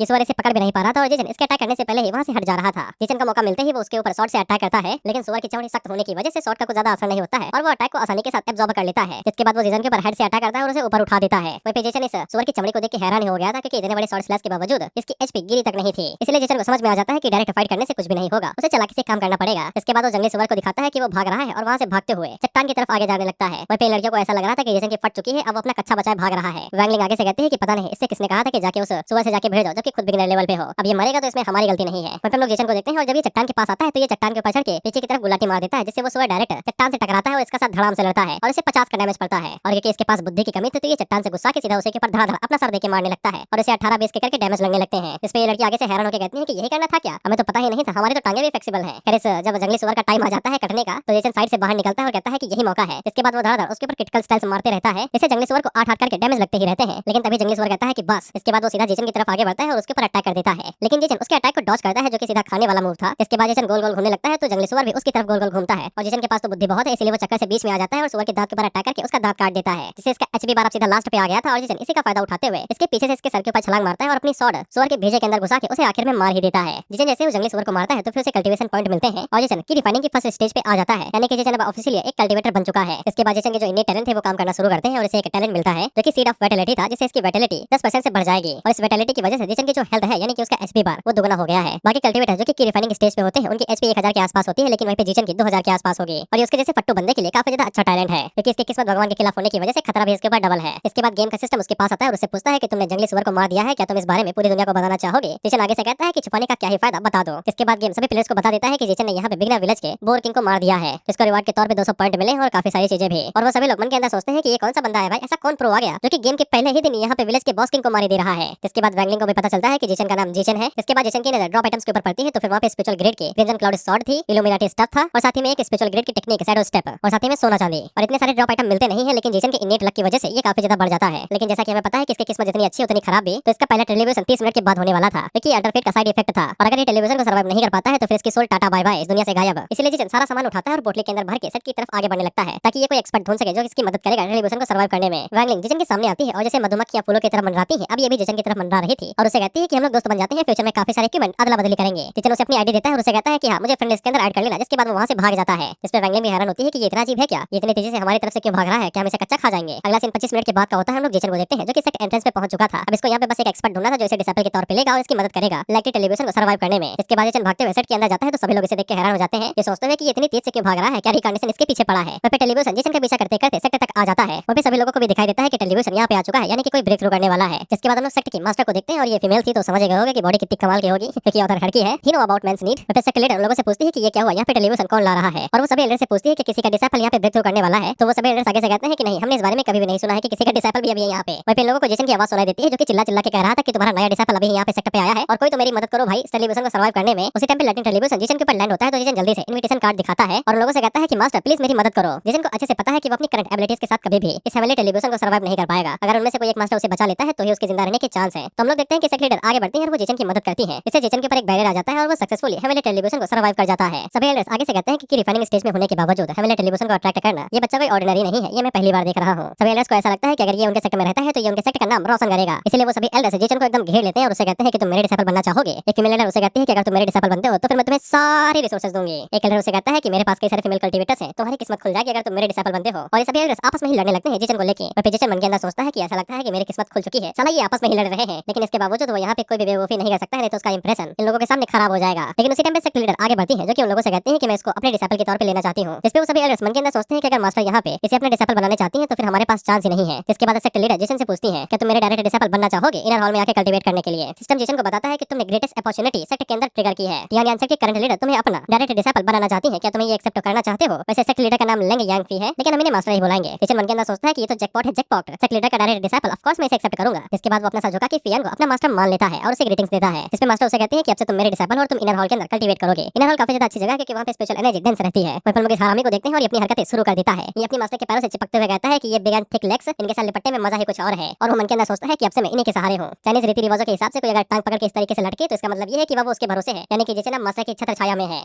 इसके बाद मास्टर जेसन को इनर हॉल के अंदर लेके आती है और उसे कहती है कि मैं अपने डिसाइपल से कहूंगी वो तुम्हें न्यूबी पैक दे देगा, जिसके बाद वो तुम्हें तुम्हारा रेसिडेंस भी दिखा देगा, तुम अब से यहीं पे कल्टीवेट करने वाले हो। जिसके बाद वो जाते हुए जेसन से कहती है कि तुम कल आके मुझे मेन हॉल के अंदर मिलना। जिससे जेसन को भी समझ में आ जाता है कि उसकी मास्टर कोल्ड हार्टेड है और दूरी बना के रखती है दूसरे लोगों से, इसलिए उसे खुद को सीक्रेटली एंड स्लोली खुद को ट्रेन करना पड़ेगा। जिसके बाद अगला सीन 2 घंटे के होता है और हम लोग जेसन को वहां पे बैठा हुआ देखते हैं। मास्टर ने जिस डिसाइपल के बारे में बोला था वो अभी तक यहाँ पे आया ही नहीं था, इसलिए जेसन फैसला करता है कि वो खुद ही यहाँ पे खुद के रूम को ढूंढ लेगा। जिसके बाद जब वो इनर हॉल के अंदर घूमता है तो फिर उसे समझ में आ जाता है कि ये तेल निकालने वाला काम है, क्योंकि इनर हॉल के अंदर कई सारे रेसिडेंट हैं। इसलिए जेसन को ऐसा लगता है कि किसी रूम के अंदर कोई हिडन मिशन हो सकता है, तो वो एक एक करके हर रूम के अंदर जाने वाला था और ये फैसला इसकी जिंदगी का खट्टा मीठा फैसला होगा। इसके बाद जेसन को एक रेसिडेंट दिखाई देता है जो काफी ज्यादा यूनिक था, तो वो उसके अंदर ही घुस जाता है बिना नॉक करे। और ये रूम किसी और का नहीं उसकी मास्टर का ही था, वो अभी बात ले रही थी, जो कि पीछे मुड़ के जब जेसन को वहां पे देखती है तो वो एकदम से आग बबूला हो जाती है और उसके ऊपर डायरेक्ट अटैक ही कर देती है। और ये अटैक जेसन की जान ही नहीं लेता अगर उसकी 10% एचपी न बचती। इसके बाद मास्टर उसे कहते हैं तुम्हारी औकात कैसे हुई बिना नॉक करे कमरे के अंदर आने की। जेसन आगे से माफी मांगता है और कहता है कि जिस डिसाइपल के बारे में मास्टर ने बताया था वो वहां पे आया ही नहीं, इसलिए उसने खुद से फैसला किया वो कि आसपास के इलाके को ढूंढेगा और वो गलती से उसके रूम के अंदर चला आया। ये उसने जानबूझ के नहीं किया था, ये भी जेसन के बैड लक की वजह से ही था। अब उन दोनों के रिलेशन की के बीच में काफी ज्यादा दिक्कतें आएंगी और उसके फेवरेबिलिटी पॉइंट काफी ज्यादा कम हो जाएंगे, क्योंकि मास्टर को जिचन की बातों में सच्चाई दिखाई देती है। तो वो आगे से कहते हैं कि तुम्हारी गलती नहीं है, ये मेरी ही गलती थी कि मैंने ध्यान नहीं दिया। इसके बाद वो अपने पास एक पिल निकालती है और उसे देते हुए कहती है कि ये तुम्हारा इनाम है, तो तुमने झटके को झेला, लेकिन अगली बार से बिना परमिशन के किसी रूम के अंदर न घुसना और कहीं भी मत जाना। जिचन जब उस पिल को चेक करता है तो फिर ये मिस्टिकल ग्रेड की पिल थी, वायलेट जेड पिल। इसको कंज्यूम करने के बाद 5 मिनट के लिए जिचन के जितने भी एट्रीब्यूट्स होंगे वो 30% से बढ़ जाएंगे, यहाँ तक कि उसका स्टेमिना जो खत्म होने वाला होगा वो भी पूरा रिकवर हो जाएगा। इससे जिचन को समझ में आ जाता है कि ये पिल काफी ज्यादा काम के है, इसलिए वो पोटली में उसको डाल लेता है और कंज्यूम नहीं करता है। और उसे ये भी समझ में आ जाता है कि उसकी मास्टर काफी दिलदार वाली है, अगर वो देंगे तो छप्पर फाड़ के देंगे रिवॉर्ड्स। इसके बाद हम जिचन को बाहर देखते हैं और उसके 5 मिनट के बाद इसकी गाइडिंग डिसाइपल आती है, जिसके बारे में मास्टर ने बताया था। इसका नाम नान गोंग युए है। गोंग युए जिचन से कहती है, जूनियर ब्रदर क्या हाल है, तुम्हारी सीनियर सिस्टर आ गई है। तो जिचन आगे से उसे रिस्पेक्ट देता है और कहता है कि स्वागत है आपका मेम साहिबा। इसे गोंग युए काफी ज्यादा खुश हो जाती है, जिसके बाद वो अपने बारे में बताती है कि वो क्रिस्टलाइजेशन की फाइनल स्टेज पे है और अगर उसे फ्यूचर में कोई भी परेशानी होती है तो वो उससे मदद मांग सकता है। और जिचन के हल्की सी रिक्वेस्ट देने पे गोंग युए के जो फेवरेबिलिटी पॉइंट थे वो 10% से बढ़ जाते हैं। जिचन मन के अंदर सोचता है कि बस थोड़ी सी तारीफ पे 10% बढ़ गए तो फिर मक्खन लगाने पे ये और बढ़ेंगे। इसके बाद वो गोंग युए की और ज्यादा चापलूसी करता है, ये कहते हुए कि तुम बहुत ज्यादा सुंदर हो, तुमसे ज्यादा पावरफुल यहाँ पे कोई है नहीं, मैंने आपसे ज्यादा सुंदर कोई भी नहीं देखा। आप जब पैदा हुए होंगे तो फूलों की बरसात लेके पैदा हुए होंगे। इससे गोंग युए और ज्यादा खुश हो जाती है और वो जिचन से कहती है, वाह तुम तो तलवार चाटने में माहिर हो। इस पे जिचन गोंग युए से कहता है कि अगर कल्टीवेशन के रास्ते में आगे बढ़ना है तो फिर फालतू में बैठ के कुछ नहीं होगा, लर्निंग भी करना पड़ेगा, और अगर इसके लिए किसी के तलवे चाटने पड़ते हैं तो एक दो के चाटने में क्या ही बुरी बात है। इससे गोंग युए और ज्यादा खुश और इसके 5% फेवरेबिलिटी पॉइंट बढ़ जाते हैं। जिचन मन के अंदर सोचता है कि इसकी फेवरेबिलिटी कुछ ज्यादा ही नहीं बढ़ रही है मास्टर यान के मुकाबले में। ऐसा लगता है कि मैं इसके साथ ज्यादा आसानी के साथ जा सकता हूं और बातें कर सकता हूं। इसके बाद जिचन हम लोगों को बताता है कि फेवरेबिलिटी पॉइंट काफी ज्यादा जरूरी होते हैं एनपीसीसीज के मामले में। अलग अलग तरह के एनपीसी अलग अलग तरह के हिडन मिशन ट्रिगर करते हैं उनकी फेवरेबिलिटी के हिसाब से। इसके बाद हमें लंबा सा चार्ट दिखाया जाता है जिसके ऊपर लिखा हुआ था 1 से 10 पॉइंट फेमिलियर है, 11 से 20 कैजुअल है, 21 से 30 कंपोनियन, 31 से 40 क्लोज, 41 से 50 शेयर हार्ड, 51 से 60 इंटीमेट यानी कि कॉलेज वाले दोस्त के समान, 61 से 70 कॉन्जुगल लव जैसे कि भाई बहन, 71 से 80 यानी कि परफेक्ट यूनिसन एब्सोल्यूट सिंसियरिटी यानी कि फुल इज्जत। इसके बाद 80 से 90 यानी कि फुल भाईचारा ऑन टॉप, जिन्हें मरने की 7 कसमें। इसके बाद 91 से 100 और ये आखिरी यानी कि 7 मरेंगे 7 जिएंगे, आखिरी सांस तक। अगर अपोजिट जेंडर के एनपीसीज का फेवरेबिलिटी रेट कंजेनियल लव यानी कि 60 से 70 के बीच में पहुंच जाता है तो उनके बीच में फिजिकल इंटरकोर्स भी हो सकता है, आसान शब्दों में डुअल कल्टीवेशन, जो उन्हें 2 कपल में बना सकता है शायद। और इसीलिए ये काफी ज्यादा टफ होता है कि तुम किसी एनपीसीज के साथ अपनी फेवरेबिलिटी को इतने हद तक बढ़ा पाओ। लेकिन ये जितना ज्यादा खूबसूरत दिखता है उतना काला भी है, क्योंकि जिचन ने अपने पिछले लाइफ में कुछ कपल्स को देखा था जो लग गए थे उनके बुरे वाले। खैर जिचन ने वहां पे मास्टर की पिल नहीं खाई थी तो इसकी बॉडी कमजोर हो गई थी और ये खून की उल्टियां करने लगता है। गोंग युए उसे पूछती है तुम्हें क्या हुआ भाई, तो जिचन मन के अंदर सोचता है कि उसे ये चोट गोंग युए की वजह से मिली है और उसकी फेवरेबिलिटी इतनी जल्दी जल्दी बढ़ रही है तो फिर उसे मौके का फायदा उठाना चाहिए, शायद से वो गोंग युए से भी कुछ ले सकता है। तो ये आगे से नोटंकी करते हुए कहता है कि आप जल्दी नहीं आई थी तो फिर मैं खुद ही यहाँ पे रेजिडेंट को ढूंढने के लिए चला गया और गलती से मास्टर के रूम में घुस गया। इसके बाद उन्होंने मुझे बड़े प्यार से पिला। इस पे गोंग युए ये वाली बात दिल पे ले लेती है और जिचन से कहती है कि तुम्हें मेरी वजह से चोट लगा, लेकिन काम जो मुझे दिया गया था वो मैं सही से नहीं कर पाई। और ये बताती है कि देरी से इसलिए आई क्योंकि ये रोमांस नॉवल पढ़ रही थी। इसके बाद ये भी अपने पास एक की रिफाइनिंग पिल बाहर निकालती है और उसे कहती है कि इसे जल्दी से खा लो। और जिचन मन के अंदर सोचता है कि बस यही चीज तो चाहिए थी। और गोंग युए जिचन से कहती है कि ये मेरी ही गलती है कि मैं कुछ ज्यादा ही टाइम रोमांस नॉवल पढ़ने में लगा दिया और तुम्हें मास्टर की तरफ से मार पड़ी। तो फिर जिचन आगे से दोबारा चापलूसी करता है और इसकी चापलूसी गोंग युए के ऊपर दोबारा काम करती है और उसकी फेवरेबिलिटी दोबारा 5 पॉइंट से बढ़ जाते हैं। इसके बाद गोंग युए अपने पास से दोबारा एक आइटम बाहर निकालती है जो कि जेड पेंडेंट था। इस जेड पेंडेंट के बारे में जान लो, आगे काम आएगा कुछ चैप्टर्स के बाद में। ये भी स्पेशल ग्रेड का स्पिरिट गैदरिंग जेड पेंडेंट है। इसको लटकाने के बाद ये 10% का डिफेंस देगा, 5% तक हेड प्रोटेक्शन और 1% कॉम्बैट पावर, और जो माना रिकवरी होगी वो 10% से बढ़ जाएगी। साथ ही में सील की तरह ही काम करेगा जो बाकी टीममेट्स के ऊपर भी काम करेगा जो 3 मीटर के रेडियस के अंदर होंगे। गोंग युए उसे कहती है कि ये इनाम समझ के अपनी पोटली के अंदर डाल लो। जिचन उसे कहता है कि ये जेड पेंडेंट काफी ज्यादा कमाल का है कि ये उसके किसी काम का नहीं है। इस पे गोंग युए उसे कहती है कि उसके पास और भी ऐसे कई सारे ट्रेजर है, उनके सामने ये कुछ भी नहीं है। और वो जिचन से कहते हैं कि चलो मैं तुम्हें तुम्हारा कमरा दिखा देती हूँ और तुम्हें तुम्हारे बेसिक बिगनर इक्विपमेंट दे देती हूँ। जिचन मन के अंदर सोचता है कि अच्छा हुआ कि वो यहाँ पे तलवे चाटने वाला बन गया, नहीं तो फिर उसे कभी भी सेक्टर के अंदर आने के बाद इतने सभी आइटम नहीं मिलते हैं। और जिचन आगे से बताता है कि इसीलिए तुम्हें एनपीसीज को ईट वेस्टलैंड के अंदर बिल्कुल वैसे ही ट्रीट करना पड़ता है जैसे कि वो असली इंसान हो, पूरे इमोशन के साथ में। लेकिन जिचन से किसी बेवकूफ को ही पता होगा कि इन सभी चीजों से कितना फायदा होता है। इसके बाद गोंग युए जिचन को एक कमरे के अंदर लेके जाती है जहाँ पे अर्थ ग्रेड की स्पिरिट गैदरिंग फॉर्मेशन थी और वो जिचन से कहती है कि तुम यहाँ पे बैठ के इसकी स्पेशल एनर्जी को एब्जॉर्ब कर सकते हो जिससे तुम कल्टीवेशन जल्दी जल्दी कर पाओगे। वहीं पे गोंग युए जिचन से कहती है कि उसके पास सिर्फ मिस्टिकल ग्रेड की स्पिरिट गैदरिंग फॉर्मेशन है जो उसके फादर के साइड पे है और उसे काफी ज्यादा जलन हो रही है। जिचन हमको बताता है कि नॉर्मल हालातों में जो नए प्लेयर्स होते हैं वो भी कल्टीवेट करते हैं ऑफलाइन जाने के बाद में, लेकिन उनकी जो कल्टीवेशन स्पीड होती है वो काफी ज्यादा धीरे होती है। लेकिन इस अर्थ ग्रेड की स्पिरिट गैदरिंग फॉर्मेशन की वजह से जिचन जब ऑफलाइन जाएगा तो फिर उसकी कल्टीवेशन स्पीड कम नहीं होगी और ये सब कुछ उसकी मास्टर की वजह से हो रहा है। इसके बाद गोंग युए जिचन से कहती है कि मेरा काम यहीं पे खत्म होता है, मैं चली, तुम अपना देख लेना। जिचन गोंग युए को शुक्रिया कहता है इतनी सभी मदद के लिए, जिसके बाद वो चली जाती है। वहीं पे जिचन कल्टीवेट करने के लिए बैठ जाता है और वो हमको बताता है कि उसके इननेट टैलेंट की वजह से उसकी कंप्रीहेंसिव वैल्यू है और साथ ही में इस फॉर्मेशन की वजह से उसकी मेडिसिन स्पीड 50% से बढ़ चुकी है। इसलिए जिचन अगर यहाँ पे 10 मिनट तक बैठता है कल्टीवेट करने के लिए तो फिर उसके स्टेज के हिसाब से वो 3 घंटे बैठेगा। इसके बाद जिचन यहाँ से ऑफलाइन चला जाता है क्योंकि वो मास्टर से मिलने के लिए पास हो जाएगा। इसके बाद जिचन गेम से लॉग आउट करता है और रियल वर्ल्ड में वापस आ जाता है। फिर जिचन अपने फोन मोबाइल को चेक करता है तो फिर उसने जो गेम के अंदर प्लेयर से पैसे लिए थे वो उसके बैंक अकाउंट में आ गए थे जो रियल वर्ल्ड में थे, जिससे जिचन काफी ज्यादा खुश हो जाता है कि उसने सिर्फ 5 घंटों के अंदर 1.5 मिलियन युआन कमा लिए, यानी कि 16 लाख सिर्फ 5 घंटों में। इससे जिचन काफी ज्यादा खुश हो जाता है कि कम से कम इतनी बुरी मौत मरने के बाद वो इतने तो पैसे कमा पा रहा है। जिसके बाद हम लोग क्रेजी बिच को देखते हैं जो कि बाइक चला के लेके आ रही थी और उसकी बाइक को ज्यादा ही सेक्सी है। जिसके बाद ये सीधा जिचन से मिलने के लिए जा रही थी और उसके घर को खटखटाती है। जिचन दरवाजा खोल के उसे देखता है और उसे घर के अंदर वेलकम करता है। क्रेजी बिच उसे पूछती है कि तुमने मुझे सुबह सुबह क्यों बुला लिया, पैसे दोबारा मत मांगना, नहीं हेलमेट से मुंह तोड़ दूंगी। जिचन उसे कहता है कि हमेशा पैसों की भूखे ही रहोगे, तुम मर जाओगे किसी दिन। इसके बाद क्रेजी बिच घर के अंदर घुसती है और वो जिचन से कहती है कि तुमने घर ये जो किराए पे लिया है इतना भी बुरा नहीं है। जिचन आगे से कहता है कि 5 से 6 हजार महीने रुपए दे भी तो रहा हूँ इसके। इसके बाद क्रेजी बिच जिचन से कहती है कि अगर ऐसी बात है तो फिर मेरे जिम मेंबरशिप के पैसे। जिचन आगे से कहता है कि वो पैसे कौन से पैसे भाई, मुझे तो पता भी नहीं कि मैंने उनसे पैसे कब लिए। क्रेजी बिच वाली बात सुनते ही जिचन को कॉलर से पकड़ती है और सीधा उसके ऊपर ही बैठ जाती है और उसे कहती है कि तुम इतने हरामी हो कि मुझसे पैसे लेने के बाद भूल ही गए, वो भी मेरे जिम के पैसे। और वो जिचन का टेटुआ दबाने लगती है तो उसकी सांसें फूलने लगती है और क्रेजी बिच उसे सैंडबैग बना के दबा उसके ऊपर गुस्से पे ले रहती है। लेकिन तभी मशरूम कड़क हो जाता है। एक बार तो ये दोनों भी हैरान हो जाते हैं कि ये अचानक से मार्शमैलो हार्डमैलो कैसे बन गया। इसके बाद क्रेजी बिच जिचन के ऊपर फिर से शुरू हो जाती है कहते हुए कि हरामी मेरा फायदा उठा रहा है। जिचन के मुंह के ऊपर 3-4 घूंसे पड़ जाते हैं लेकिन वो कुछ आगे कर पाती कि उससे पहले ही वहाँ पे उसकी गेमिंग कॉकपिट डिलीवर हो जाती है और जिचन क्रेजी बिच से कहता है कि मैंने तुम्हारे पैसे वापस लौटा दिए हैं, तुम्हें गेमिंग पिट खरीद के जल्दी से ले लो जाके, नहीं तो मैं रिफंड कर दूंगा जो घूंसे मारे उसके बदले में। इस पे क्रेजी बिच बड़े प्यार से कहती है कि वापस करने की क्या जरूरत है, इतनी मेहनत से मंगाया है, वापस करोगे तो मेहनत ही बर्बाद जाएगी ना, मैं रख लेती हूँ। ये गेमिंग कॉकपिट और कुछ नहीं बस गेमिंग चेयर ही है, बस स्क्रीन के साथ में और कीबोर्ड्स के साथ में। और जिचन क्रेजी बिच से कहता है कि अगर मैं ये तुम्हारे घर में भिजवा देता तो तुम्हारे डैडी से तोड़ देते, इसलिए तुम इसे मेरे घर में ही क्यों नहीं रखती हो, मैंने तुम्हारे लिए एक अलग रूम 6 कर दिया, तुम वहीं पे इसका इस्तेमाल कर सकती हो। जिससे क्रेजी बिच काफी ज्यादा खुश हो जाती है और वो जिचन से कहती है धन्यवाद भाई पैसे वापस करने के लिए, अब मैं इसकी फोटो खींचूंगा और अपने दोस्तों के बीच में वायरल करूंगी। जिचन मन के अंदर सोचता है इसका गुस्सा तो एक झटके के अंदर गायब हुआ, सही कहते हैं लोग कि पैसा छठा तत्व है, सारे दुख हर लेता है। लेकिन जिचन का यहाँ का काम खत्म हो चुका था तो वो जल्दी से गेम के अंदर लॉगिन कर लेता है और गेम की दुनिया में आ जाता है जहाँ पे मास्टर यान जिचन के सामने ही बैठी हुई थी और वो उसे कहते हैं कि तुम्हारी क्वालिफिकेशन काफी ज्यादा अच्छी है, मैंने किसी को भी नहीं देखा है कि वो 5 घंटों के अंदर ही ब्रेक थ्रू कर ले। जिचन आगे से कहता है कि ये बस उसी की देन दया है, अगर वो यहाँ पे स्पेशल गैदरिंग वाली फॉर्मेशन न रखती तो वो शायद से ब्रेक थ्रू न कर पाता। इसके बाद वो आगे से कहता है कि अब वो की रिफाइनिंग इस इनिशियल स्टेज के अंदर फंस चुका है, अब उसे नहीं पता है कि वो कैसे ब्रेक थ्रू करेगा। जिचन हम लोगों को बताता है कि इस तरीके से ब्रेक थ्रू करने के लिए यहाँ पे स्पेशल एलेक्सियर की जरूरत पड़ती है। लेकिन जिचन यहाँ पे मास्टर यान के ट्रस्ट को टेस्ट करना चाहता है, इसलिए उसने मास्टर यान को अपनी समस्या बताई। अब वो बस इसी इंतजार में है कि क्या मास्टर उसे कोई एलेक्सियर देंगे ब्रेक थ्रू करने के लिए। लेकिन मास्टर यान के पास पैसा अंधा है भाई, वो अपने पास एक की कंडेंसिंग पिल बाहर निकालती है और उसे कहते हैं कि इसकी मदद से तुम ब्रेक थ्रू कर पाओगे। जिचन भिखारियों की तरह हाथ आगे बढ़ाता है और शुक्रिया कहने ही वाला था, ये सोचते हैं कि ये एलेक्सियर टॉप सेक्टर के पास ही होता है। लेकिन मास्टर एलेक्सियर देने से पहले उसे कहते हैं कि तुम्हारे पास टैलेंट तो काफी ज्यादा है, लेकिन मेरी एक बात तुम समझ लो कि एक सच में शक्तिशाली इंसान सिर्फ हाई कल्टीवेशन टैलेंट ही नहीं रखता है, बल्कि उसके पास कई सारे बैटल्स का एक्सपीरियंस भी होना चाहिए। जिचन हम लोगों को बताता है कि मास्टर यान के कहने का मतलब यही है कि जो फ्लावर ग्रीन हाउस के अंदर पलते हैं वो रूखी बंजर जमीन के ऊपर कभी भी उग नहीं पाएंगे, इसलिए वो सभी पेड़ जो तेज तूफान के अंदर भी सर्वाइव कर लेते हैं उनकी उम्र लंबी हो जाती है। हालांकि जिचन ने पहले अपनी पिछली लाइफ में कई सारी चीजें झेल ली है तो फिर इस लाइफ के अंदर उसके पास अच्छा खासा एक्सपीरियंस है कि पैसे और इक्विपमेंट का इस्तेमाल कैसे करना है और कैसे किसी को फुद्दू बनाना है। मास्टर यान जिचन से कहती है कि मैंने जितना सोचा था तुम उससे ज्यादा बड़े हो। इसके बाद वो जिचन को वो पिल दे देती है और साथ ही में मास्टर यान की फेवरेबिलिटी 5 पॉइंट से बढ़ जाती है। जिचन के मन के अंदर लड्डू फूटने लगते हैं और वो मन के अंदर सोचता है कि अगर वो इसी तरीके से यहाँ पे मास्टर यान की फेवरेबिलिटी पॉइंट बढ़ाता रहा तो फिर डुअल कल्टीवेशन दूर नहीं है। लेकिन वो बाद में खुद को समझाते हुए कहता है कि ताकतवर शॉर्ट कल्टीवेटर प्यार मोहब्बत के चक्कर में नहीं पड़ते हैं। लेकिन मास्टर यान जिचन को फिर भी पिल नहीं देती है और उसे कहती है कि पिल लेने से पहले तुम्हें मिशन हॉल के अंदर जाना पड़ेगा और वहाँ पे की रिफाइनिंग स्टेज के डिफिकल्टी वाला कोई मिशन चूज करना पड़ेगा और जब मिशन तुम पूरा कर लोगे जिसके बाद तुम्हें ये स्पिरिचुअल पिल मिल जाएगी। जिचन इस चीज के लिए मान जाता है तो मास्टर उसे कहते हैं कि मिशन में जाने से पहले मैं तुम्हें यहाँ पे टियान यान हार्ट सूत्र टेक्निक सिखाऊंगी, जो कि ये हार्ट टेक्निक है जो टियान यान शॉर्ट सेट के सभी डिसिपल्स को सीखनी ही पड़ती है। जितना ज्यादा तुम कल्टीवेट करके अपने हार्ट को मजबूत करोगे उतना ज्यादा तुम्हें बेनिफिट मिलते रहेंगे। टियान उस टेक्निक को ले लेता है और काफी ज्यादा खुश हो जाता है और टियान हमें बताता है कि ये हार्ट टेक्निक है सभी डिसिपल्स को सीखनी ही पड़ती है, लेकिन जो आउटर डिसिपल होते हैं उन्हें ये टेक्निक मिशन कंप्लीट करने के बाद मिलती है। लेकिन जिचन को कोई मिशन पूरा करने की जरूरत ही नहीं है। इसके बाद जिचन जब आउटर हॉल के अंदर आता है तो फिर उसे पता चलता है कि कई सारे डिसिपल्स ने जो कि प्लेयर है सेक्ट को ज्वाइन कर लिया है। भले ही सेक्ट को ज्वाइन करने के लिए हिडन मिशन को पास करना पड़ता है, लेकिन अगर तुम्हारी बुद्धि तेज है तो फिर तुम इस मिशन का पता लगा सकते हो और बिना किसी दिक्कत के सेक्ट को ज्वाइन कर सकते हो। जिचन जब ये सब कुछ सोच रहा था उसी टाइम पे वहाँ पे वैलिंग आती है जो कि जिचन को बुलाती है। टियान उसको देख के ज्यादा हैरान नहीं होता है क्योंकि कई सारे डिसिपल्स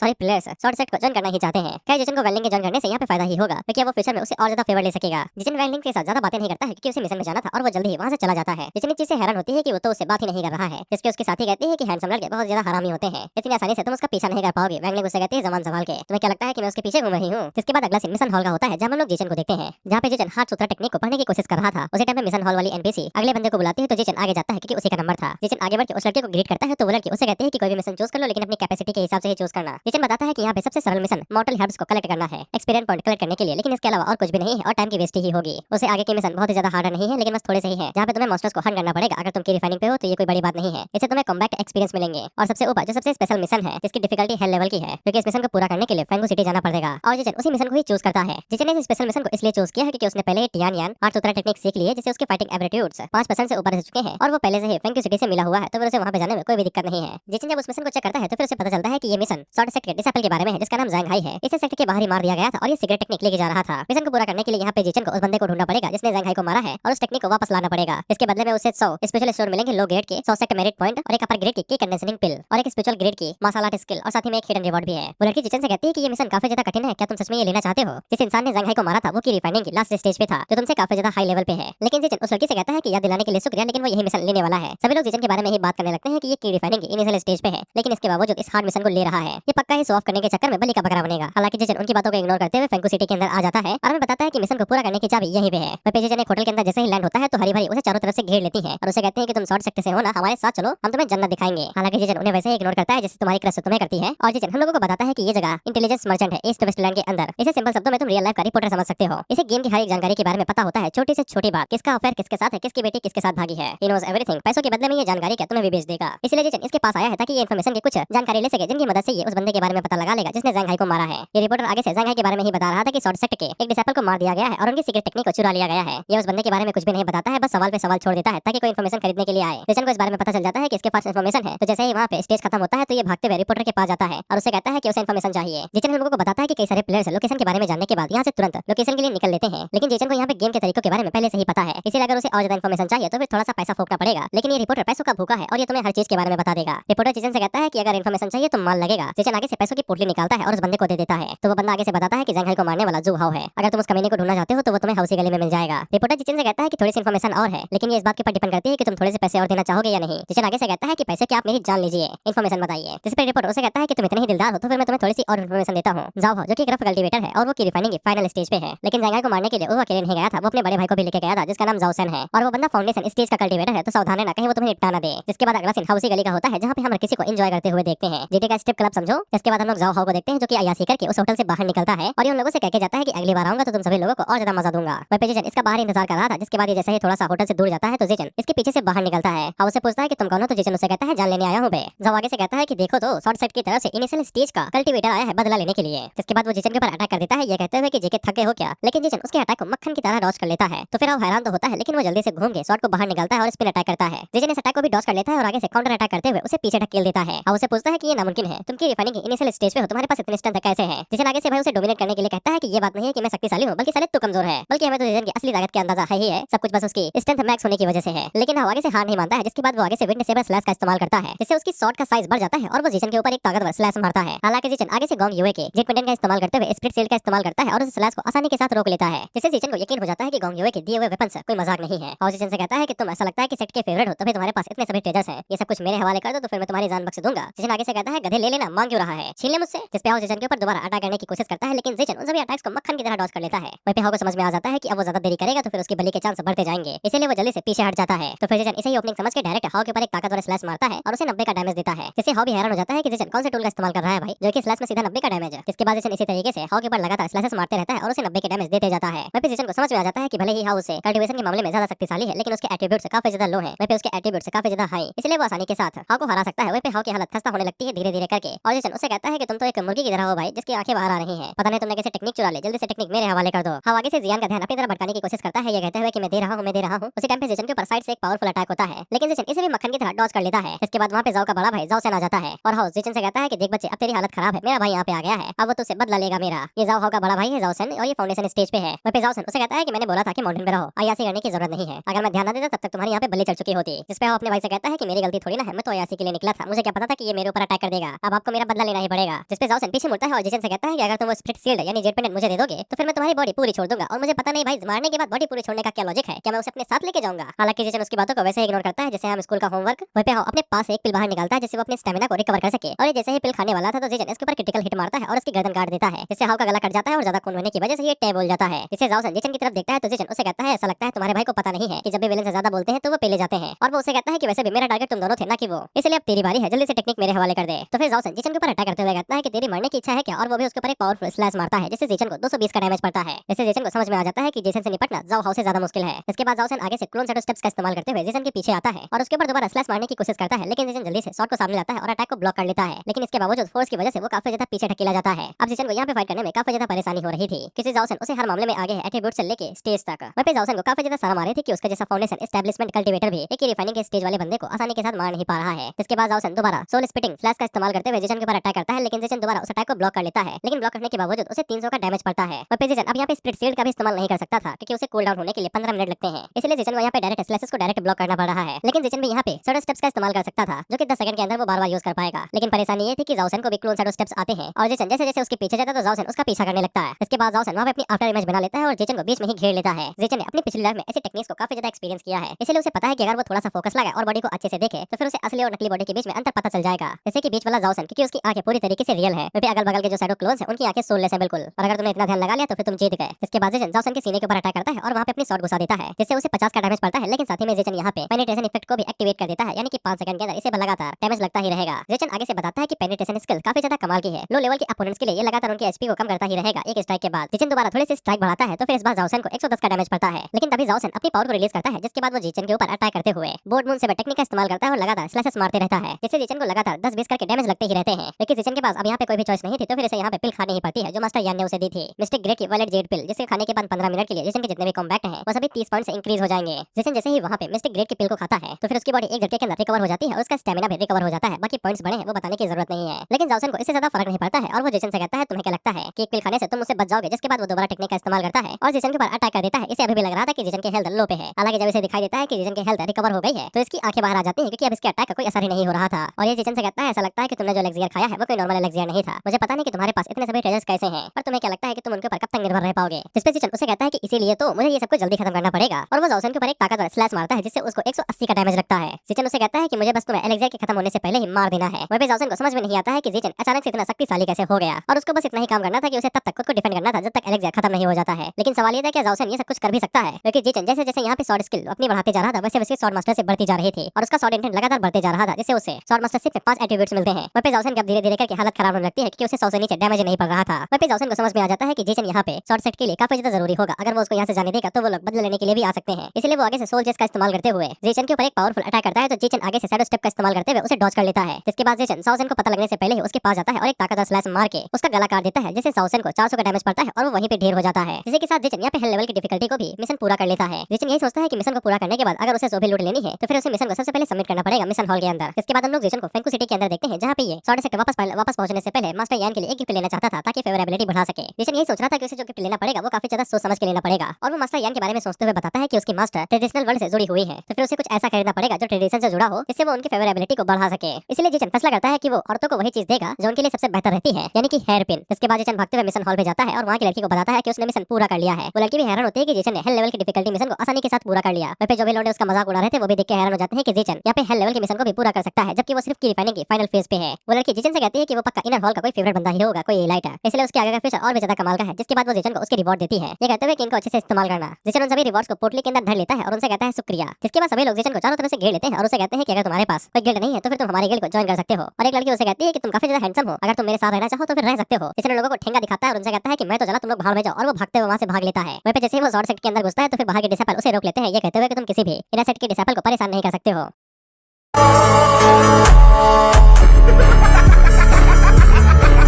तो सभी लोगों को पता चलता है कि जिसन इसलिए स्पेशल है क्योंकि वो एक इनर सेक्ट का डिसेबल है। जिसके बाद जिसन भागते हुए मास्टर यान के पास जाता है और उन्हें बताता है कि उसने मिशन को पूरा कर लिया है। मास्टर को भी पता चल चुका था कि जिसन ने हेल डिफिकल्टी के मिशन को पार किया है और वो उसे कहती है कि मैंने कहा था कि तुमको ऐसा मिशन सिलेक्ट करना जो तुम्हारी डिफिकल्टी के हिसाब से हो, तुमने हेल डिफिकल्टी का मिशन क्यों चूज किया? अगर तुम मिशन के दौरान टपक जाते तो फिर हमें कितना बड़ा नुकसान होता, क्या तुमने सोचा भी है? इस वजह से आगे से माफी मांगता है और कहता है कि वो आगे से इस बात का ध्यान रखेगा। मास्टर उसे कहती है कि चलो कोई बात नहीं, मुझे ये बताओ कि तुम्हारे अपोनेंट का कल्टीवेशन रियलम क्या था? इस वजह से आगे से वहां पे जिसन के बारे में बताता है कि वो बंदा कोई नॉर्मल अपोनेंट नहीं था, वो बंदा फाउंडेशन एस्टैब्लिशमेंट कल्टीवेटर लेवल का बंदा था। मास्टर ये बात जान के हैरान हो जाते हैं कि जिसन ने यहाँ पे फाउंडेशन एस्टैब्लिशमेंट के कल्टीवेटर को हराया है, वो भी खुद की एबिलिटीज के हिसाब से। तो जिसन आगे से एलजीएल के बारे में बताता है कि अगर वो ना होता तो फिर वो शायद से मिशन को पूरा ना कर पाता। मास्टर यान उसे कहते हैं कि चलो तुमने ये अपोनेंट को हरा तो दिया, लेकिन काफी ज्यादा खतरा था इसमें, अगली बार से ये बेवकूफी ना करना। जिसके बाद वो अपने पास एक तलिस्मा बाहर निकालती है और जिसन को देते हुए कहती है कि ये तलिस्मा तुम अपने पास रखना, तुम हमारे सेट के सबसे टैलेंटेड डिसेबल हो, इसका इस्तेमाल जिंदगी और मौत वाली सिचुएशन में करना। और वो मन के अंदर सोचती है मैंने सोचा भी नहीं था इसका फाइटिंग एटीट्यूड इतना ज्यादा एक्स्ट्राऑर्डिनरी होगा, इसके जैसे टैलेंट हजारों सालों में एक ही बार दिखाई देता है। सिस्टम जिसन को यहाँ पे सोल तलिस्मा के बारे में बताता है कि इसके अंदर मास्टर यान की हल्की सी सोल शील्ड है, इसका इस्तेमाल वो एक ही बार कर सकता है, लेकिन बैटल के लिए नहीं, सिर्फ जान बचाने के लिए। जिसन उस तलिस्मा को पाके काफी ज्यादा खुश हो जाता है क्योंकि वो इसी के लिए पापड़ बेल रहा था। इसके बाद मास्टर यान अपने पास से 2 पिल निकालती है और उसे देते हुए कहती है कि जैसा कि मैंने वादा किया था, यानी हाई क्वालिटी की कंडीशनिंग पिल, और क्योंकि तुमने हेल्थ डिफिकल्टी के मिशन को पार किया है तो फिर मैं तुम्हें एक और पिल दे रही हूँ तुम्हारे इनाम के तौर पे। जिसन और भी ज्यादा खुश क्योंकि उसे यही सब कुछ तो चाहिए और क्या चाहिए जिंदगी में। इसके बाद मास्टर यान वहाँ से जाहिर रही थी ये कहते हुए कि तुम लाइब्रेरी के अंदर जाके कई सारे स्क्रिप्चर पढ़ सकते हो, लेकिन जिसन मास्टर यान को वहाँ पे रोकता है तो वो उसे पूछते हैं कि और कुछ भी कहना है क्या। तो जिसन आगे से कहता है कि वो यहाँ पे उसके लिए गिफ्ट लेके आया है, वो कोई महंगी हेयर पिन तो अफोर्ड नहीं कर सकता है, लेकिन वो एक नॉर्मल सी लेके आया है और वो उम्मीद करता है कि मास्टर यान को ये पसंद आए। मास्टर यान उस पिन को रख लेती है और उसे कहती है कि फालतू का टाइम वेस्ट ना करो और कल्टीवेशन के अंदर थोड़ी सी भी लैकिंग न करना। जिसन मास्टर यान के रिएक्शन को देख के काफी ज्यादा हैरान हो जाता है कि उन्होंने हेयर पिन भी ले ली और कोई रिएक्शन भी नहीं दिया, क्या उन्हें ये पसंद नहीं आया। लेकिन तभी उसके पास नोटिफिकेशन आता है जहाँ पे मास्टर यान की फेवरेबिलिटी 5 पॉइंट से बढ़ गई थी, यानी कि उन्हें हेयर पिन पसंद आई और वो काफी ज्यादा खुश हो जाता है। और जिसन को लगता है कि अगर वो इसी तरीके से काम करता रहा तो फिर वो काफी अच्छे से गुडविल ले लेगा मास्टर यान की। उसी टाइम में जिसन को सामने की तरफ से एक तगड़ा धमाका दिखाई देता है तो वो भागते हुए उस तरफ जाने लगता है। इसके बाद हम लोग देखते हैं कि ये और कोई एल्डर टीकियान थे जो कि यहाँ पे एटर्नल यूथ पिल बनाने की कोशिश कर रहे हैं और ये हर बार फेल हो रहे हैं। इसके बाद एल्डरियन अपने सामने खड़े हुए लोगों से कहते हैं कि वो शॉर्ट सेट के 12 एल्डर हैं और वो यहाँ पे एक एलेक्सियर डिफाइन करने की कोशिश कर रहे हैं और उन्हें कुछ हर्ब्स की जरूरत है, क्या कोई उनकी मदद करना चाहेगा। ये एक मिशन था जो एल्डरियन ने यहाँ पे अनाउंस किया है। रिवॉर्ड के बारे में हमें यहाँ पे कुछ भी नहीं बताया जाता, सिर्फ मेडिकल हर्ब्स के बारे में बताया जाता है जो कलेक्ट करनी है कैंगलैंड मेडिकल वैली से। कि कैंगलैंड मेडिकल हेल वैली काफी ज्यादा खतरनाक है, इसलिए इसका डिफिकल्टी लेवल हेल था। इसलिए वो सभी मन के अंदर सोचते हैं कि ये तो काफी ज्यादा टफ मिशन है और ऊपर से इन लोगों को रिवॉर्ड भी कुछ खास नहीं दिया जा रहा है, इसलिए ये सभी लोग यहाँ पे यही सोच रहे थे कि इस मिशन को करना ही नहीं चाहिए। उसी टाइम पे जिसन भीड़ से बाहर निकलता है और एल्डर को ग्रीट करता है, ये कहते हुए कि ये उनकी मदद कर सकता है। एल्डरियन जिसन को देख के हैरान हो जाते हैं कि ये तो सेक्ट मास्टर का डिसेबल है, यहाँ पे क्या कर रहा है। जिसन हमें आगे से बताता है कि एल्डरियन कोई नॉर्मल एल्केमिस्ट नहीं है, ये ग्रेटेस्ट एल्केमिस्ट है शॉर्ट सेट के अंदर। अगर ये यहाँ पे इनके साथ अच्छा रिलेशन कॉम्बिनेशन से बना लेता है तो फिर इसे काफी ज्यादा फायदा होगा। जिसके अगले सीन में हम लोग जेसन को गैंगलैंड मेडिसिन वैली के अंदर देखते हैं। जेसन हम लोगों को बताता है कि उसके एक्सपीरियंस के हिसाब से यहाँ पे एक बॉस लेवल का मॉन्स्टर होता है जो कि मेडिकल स्पिरिट फैल्कन है, जो नॉर्मल रूप से वही देखा जाता है जहाँ पे हर्ब्स ग्रो होती है, इसलिए उसे यहीं पे होना चाहिए। उसी टाइम पे जेसन की नजर कुछ लड़कियों के ऊपर पड़ती है जो कि उस फैल्कन के साथ फाइट कर रही थी। ये पूरा एक गिल्ड था जो कि एक साथ उस फैल्कन के साथ फाइट करने की कोशिश कर रहा था और लोगों ने सक्सेसफुली उस फैल्कन की आधी एचपी खा ली थी। लेकिन इसके बाद ये फैल्कन अपना जलवा दिखाता है और उनकी एक एक करके बजाने लगता है। जेसन मन के अंदर सोचता है कि इतने सारे प्लेयर्स होने के बावजूद ये एक फैल्कन को नहीं पकड़ पा रहे हैं, इन्हें तो नोब होने का धप्पा दे देना चाहिए। और उसे अच्छे से पता था कि एक झटके के अंदर फैल्कन के हाथ मारे ही जाएंगे, इसलिए वो मन के अंदर सोचता है कि इनके साथ नेगोशिएट कर लेता हूँ, शायद से फायदा निकल आए। इसके बाद जब उनके थोड़ा सा पास पहुंचता है तो फिर हमें पता चलता है कि ये लोग वैंगलैंग के ही लोग हैं। जेसन उन लोगों से कहता है कि तुम लोगों को अगर इस फैल्कन को संभालने में इतनी ज्यादा दिक्कतें हो रही हैं तो फिर क्या तुम लोग इस फैल्कन को मेरे साथ निपटने के लिए छोड़ सकते हो। जेसन जैसे ही वैंगलिंग को देखता है तो वो मन के अंदर सोचता है कि इसे तो और ज्यादा इजी हो जाना चाहिए। अब उसी टाइम पे वहाँ पे एक लड़की आती है जिसके पास स्किन है, यानी कि ये पैसों वाली है भाई, और ये वैंगलिंग से पूछती है क्या तुम इस लड़के को जानते हो। इस पे वैंगलिंग उसे बताती है कि ये वही लड़का है जिसके बारे में हमने तुम्हें पहले बताया था। इसने उस जंगली सुअर को मारा था विगनर विलेज के अंदर और पूरे सर्वर के अंदर इसी का नाम बोल वाला हुआ था। कहता कि ब्लैक स्मिथ से इन्फॉर्मेशन लेना भी इसी की ही जानकारी की वजह से हो पाया था। वहाँ पे इस लड़की की बुद्धि को ज्यादा ही तेज चल रही थी तो ये अनुमान लगा लेती है कि जेसन यहाँ पे इस बॉस को पकड़ने के लिए इसलिए आया है ताकि इसे टियानन हार्ट सूत्रा मिल सके। इसलिए जेसन से कहते हैं कि ये बॉस बहुत ज्यादा इंपॉर्टेंट है हम लोगों के लिए, भले ही हम तुम्हारे दोस्त हो लेकिन हम इसे लेने नहीं दे सकते हैं। इसलिए वैंगलिंग आगे बढ़ती है और वो जेसन से माफी मांगती है ये कहते हुए कि हमारे बॉस को इस फैल्कन की जरूरत है तो फिर हम ये तुम्हें नहीं दे सकते हैं। जेसन लोगों से कहता है कोई बात नहीं है, जैसे तुम्हारी मर्जी, लेकिन जहाँ तक मेरा इरादा है इस बैटल के देखते हुए तुम लोग बहुत जल्द ही मारे जाओगे, यहाँ तक कि मुझे इसके रिस्पॉन होने का इंतजार भी नहीं करना है। वह हम लोग उस फैल्कन को देखते हैं जो कि शायद अपनी स्किल का इस्तेमाल करता है तो इन सभी लड़कियों को आगे से चक्कर आने लगते हैं। इसके बाद फैल्कन इसी का फायदा उठाते हुए इनके ऊपर पंजे से अटैक करता है और एक एक करके इन लोगों को मार गिराता है। और पीछे से जेसन इन लोगों को बताता है कि मैं एक बात बताना भूल गया कि जब भी इस फॉल्कन की हेल्थ 50% से नीचे गिरती है तो ये आगे से स्टनिंग पॉइजन फेंकना शुरू कर देता है और वो पॉइजन तुम लोगों की फिजिकल एनर्जी को बहुत ही जल्दी रिड्यूस करता है, यहाँ तक कि स्किल के कूल डाउन टाइम को भी बढ़ा देता है, इसलिए फाइटिंग के लिए गुड लक। इसे वैंगलिंग काफी ज्यादा हैरान हो जाती है, लेकिन बगल वाली लड़की जिसके पास स्किन है ये आगे से कहती है कि उसे इग्नोर करो, हम लोगों को फाइटिंग के ऊपर अटेंशन करनी चाहिए, हम उस बॉस को जाने नहीं दे सकते हैं।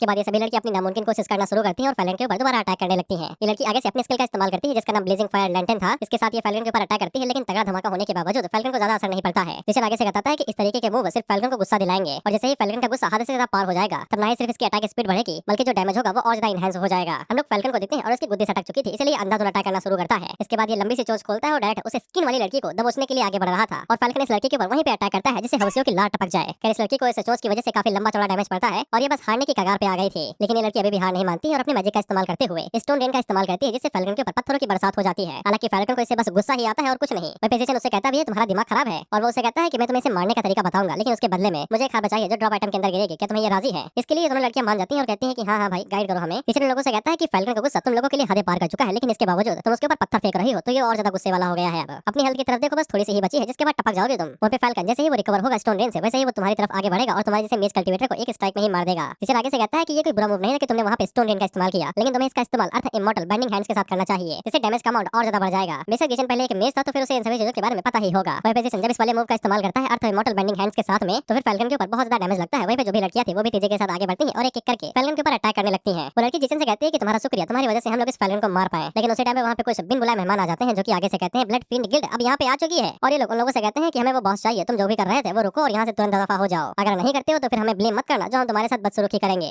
वैंगलिंग उस लड़की से पूछती है कि अब उन लोगों को क्या करना चाहिए। ब्लड फिंड गिल्ड गेमिंग सर्कल के अंदर काफी ज्यादा फेमस गिल्ड है, उन लोगों के पास इतने काफी लोग नहीं है कि उनके खिलाफ वो लोग फाइट कर सके, लेकिन वो स्किन वाले लड़की आगे से कहती है कि हम उनके साथ फाइट करेंगे, भले ही हम लोग हारे जाए लेकिन इसके बावजूद हम उन्हें टफ टाइम देंगे, हम उन्हें दिखा देंगे कि हमारे अंदर भी फाइटिंग स्पिरिट है। हम लोग अपने गिल्ड का नाम यहाँ पे डूबने नहीं दे सकते हैं, इनके गिल्ड का नाम मून शैडो गिल्ड है। वैसे ये लोग अपने गारों के लिए लड़ेंगे यानी कि प्राइड, मुझे हिंदी शब्द नहीं इस्तेमाल करने चाहिए, लेकिन उसी टाइम पे फैल्कन भैया भी उठ के खड़े हो जाते हैं फाइट करने के लिए रेडी और इस लड़की को समझ में आ जाता है कि ये दोनों साइडों पे फाइट नहीं कर सकते हैं, सिर्फ एक ही साइड के ऊपर फोकस कर पाएंगे। इसलिए जेसन उस लड़की से कहता है कि मैं तुम्हारी मदद कर सकता हूँ, मैं इस फैल्कन के साथ निपट सकता हूँ और जब चीजें पूरी तरीके से शांत हो जाएंगी तब मैं कुछ ड्रॉप आइटम्स में से एक इक्विपमेंट ले लूंगा, तुम्हें कोई दिक्कत तो नहीं है। वो लड़की जेसन से कहती है क्या सच में। वैंगलिंग जेसन से कहती है कि मैं कुछ लोगों को यहाँ पे रहने के लिए बोल देता हूँ जो तुम्हारी मदद करेंगे फैल्कन से निपटने में, लेकिन जेसन फैल्कन की तरफ भागते हुए चला जाता है ये कहते हुए कि तुम लोग जाके उस गिल्ड के साथ फाइट करो और इस पंछी को मेरे हवाले छोड़ दो, इसकी उड़ान तो मैं अकेले ही भर दूंगा। वहाँ पे ब्लड फिंड गिल्ड का लीडर आगे से चिल्लाते हुए कहता है कि वाह, एक रिफाइनिंग की फाइनल स्टेज का बंदा फैल्कन से अकेले लड़ने के लिए जा रहा है, भ्रम में हो क्या भाई, या फिर कसूरी मेथी की नशे कर लिए हैं। इसके बाद वो अपने चलो से कहता है जाओ और जाके इन लड़कियों को थोड़ा सबक सिखाओ कि थर्ड रेट के स्मॉल गिल्ड हमारे सामने कुछ भी नहीं है। इसके बाद ये लड़कियां भी फाइटिंग स्पिरिट दिखाते हुए उनका सामना करने लगती हैं। वैसे ये 56 छोरी ज्यादा कुछ कर तो नहीं पाती हैं सिवाय शॉट एक दूसरे के अंदर घुसाने के और मरने के। वहाँ पे पता नहीं ये लोग कैसे डायलॉग मार रहे थे, लेकिन ये इनको चारों तरफ से घेर लेते हैं और इनसे कहते हैं कि तुम लड़कियों को बिगनर विलेज के अंदर ही रहना चाहिए था, मेडिसिन वैली आके यहाँ पे क्या कर लिया।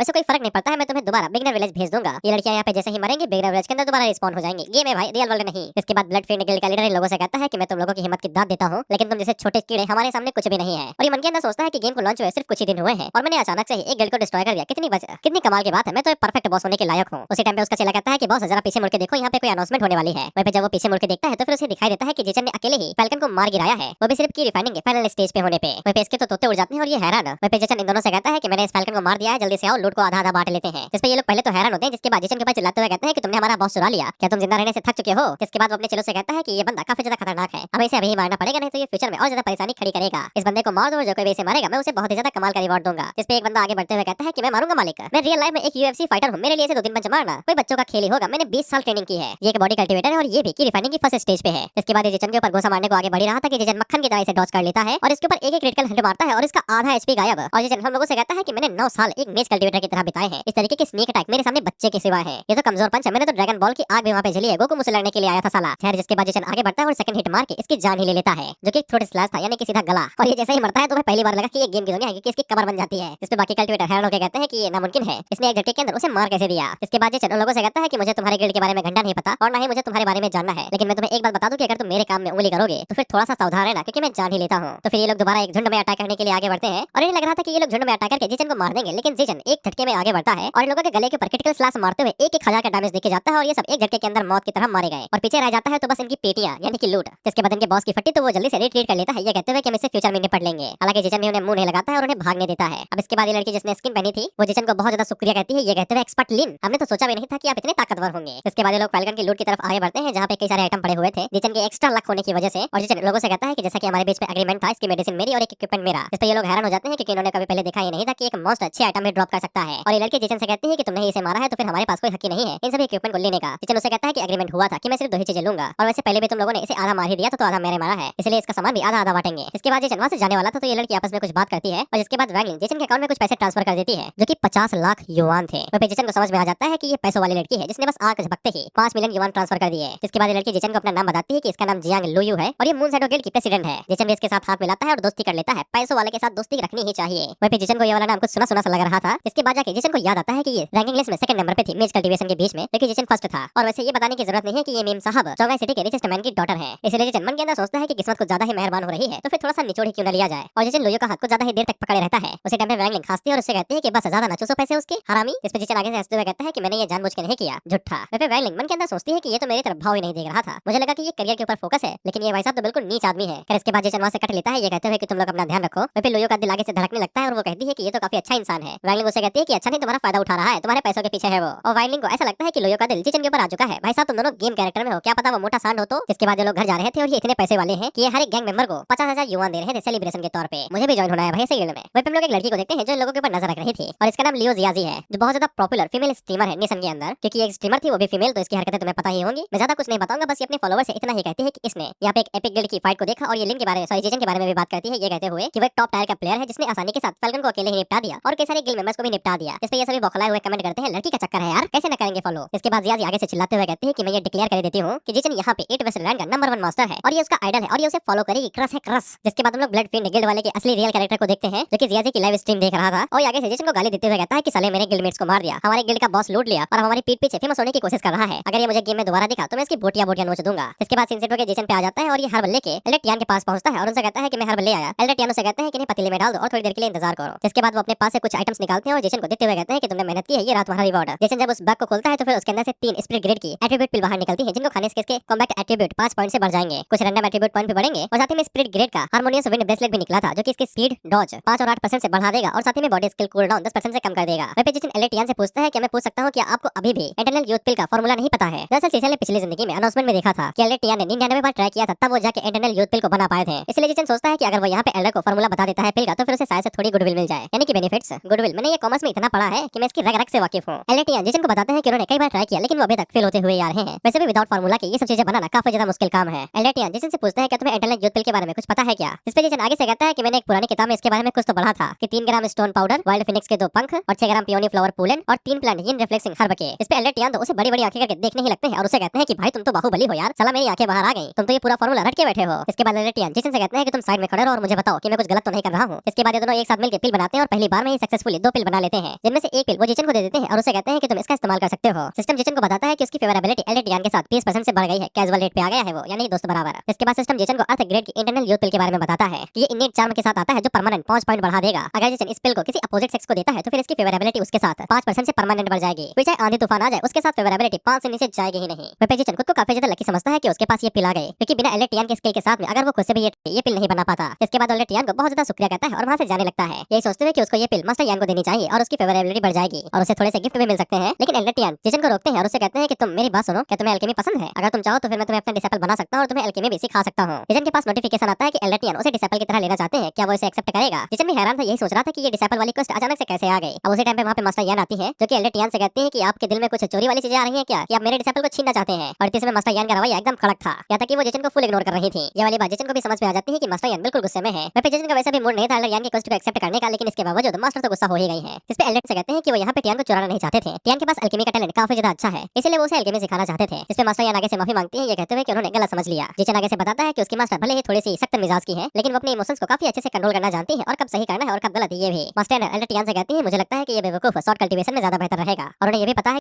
एल्केमिस्ट बहुत ज्यादा कम है, लेकिन इसके बावजूद पावरफुल इमॉर्टल ही रहते हैं, यानी कि एल्केमिस्ट साली नहीं बन पाते हैं। टैलेंट थोड़ा सा भी इंप्रूव होता है तो फिर मैं इसको आपके पास भेज दूंगी एल्केमी सीखने के लिए। टियान ये सब कुछ कहते हुए टियान की तरफ देख रही थी। टियान मन के अंदर सोचता है कि ये इतने गुस्से में क्यों है? अगर आप नहीं चाहती हैं कि मैं एल्केमी सीखूं तो फिर सीधा कहिए ना, इसका क्या मतलब है कि आप फ्यूचर में मुझे सीखने देंगे एल्डर टियान के पास में? एल्डर टियान इस बात से काफी ज्यादा खुश हो जाते हैं और वो यहाँ से लेते हैं, ये कहते हैं कि तुम दोनों अपना देख लो, मैं तो चला। उनके जाने के बाद मास्टर यान जिजन से कहते हैं कि बच्चे तू मेरे साथ चल, मुझे तेरे साथ बात करनी है थोड़ी सी। इससे जिजन भी घबरा जाता है, कहीं ये मुझे उठा के पटकने तो नहीं वाली है।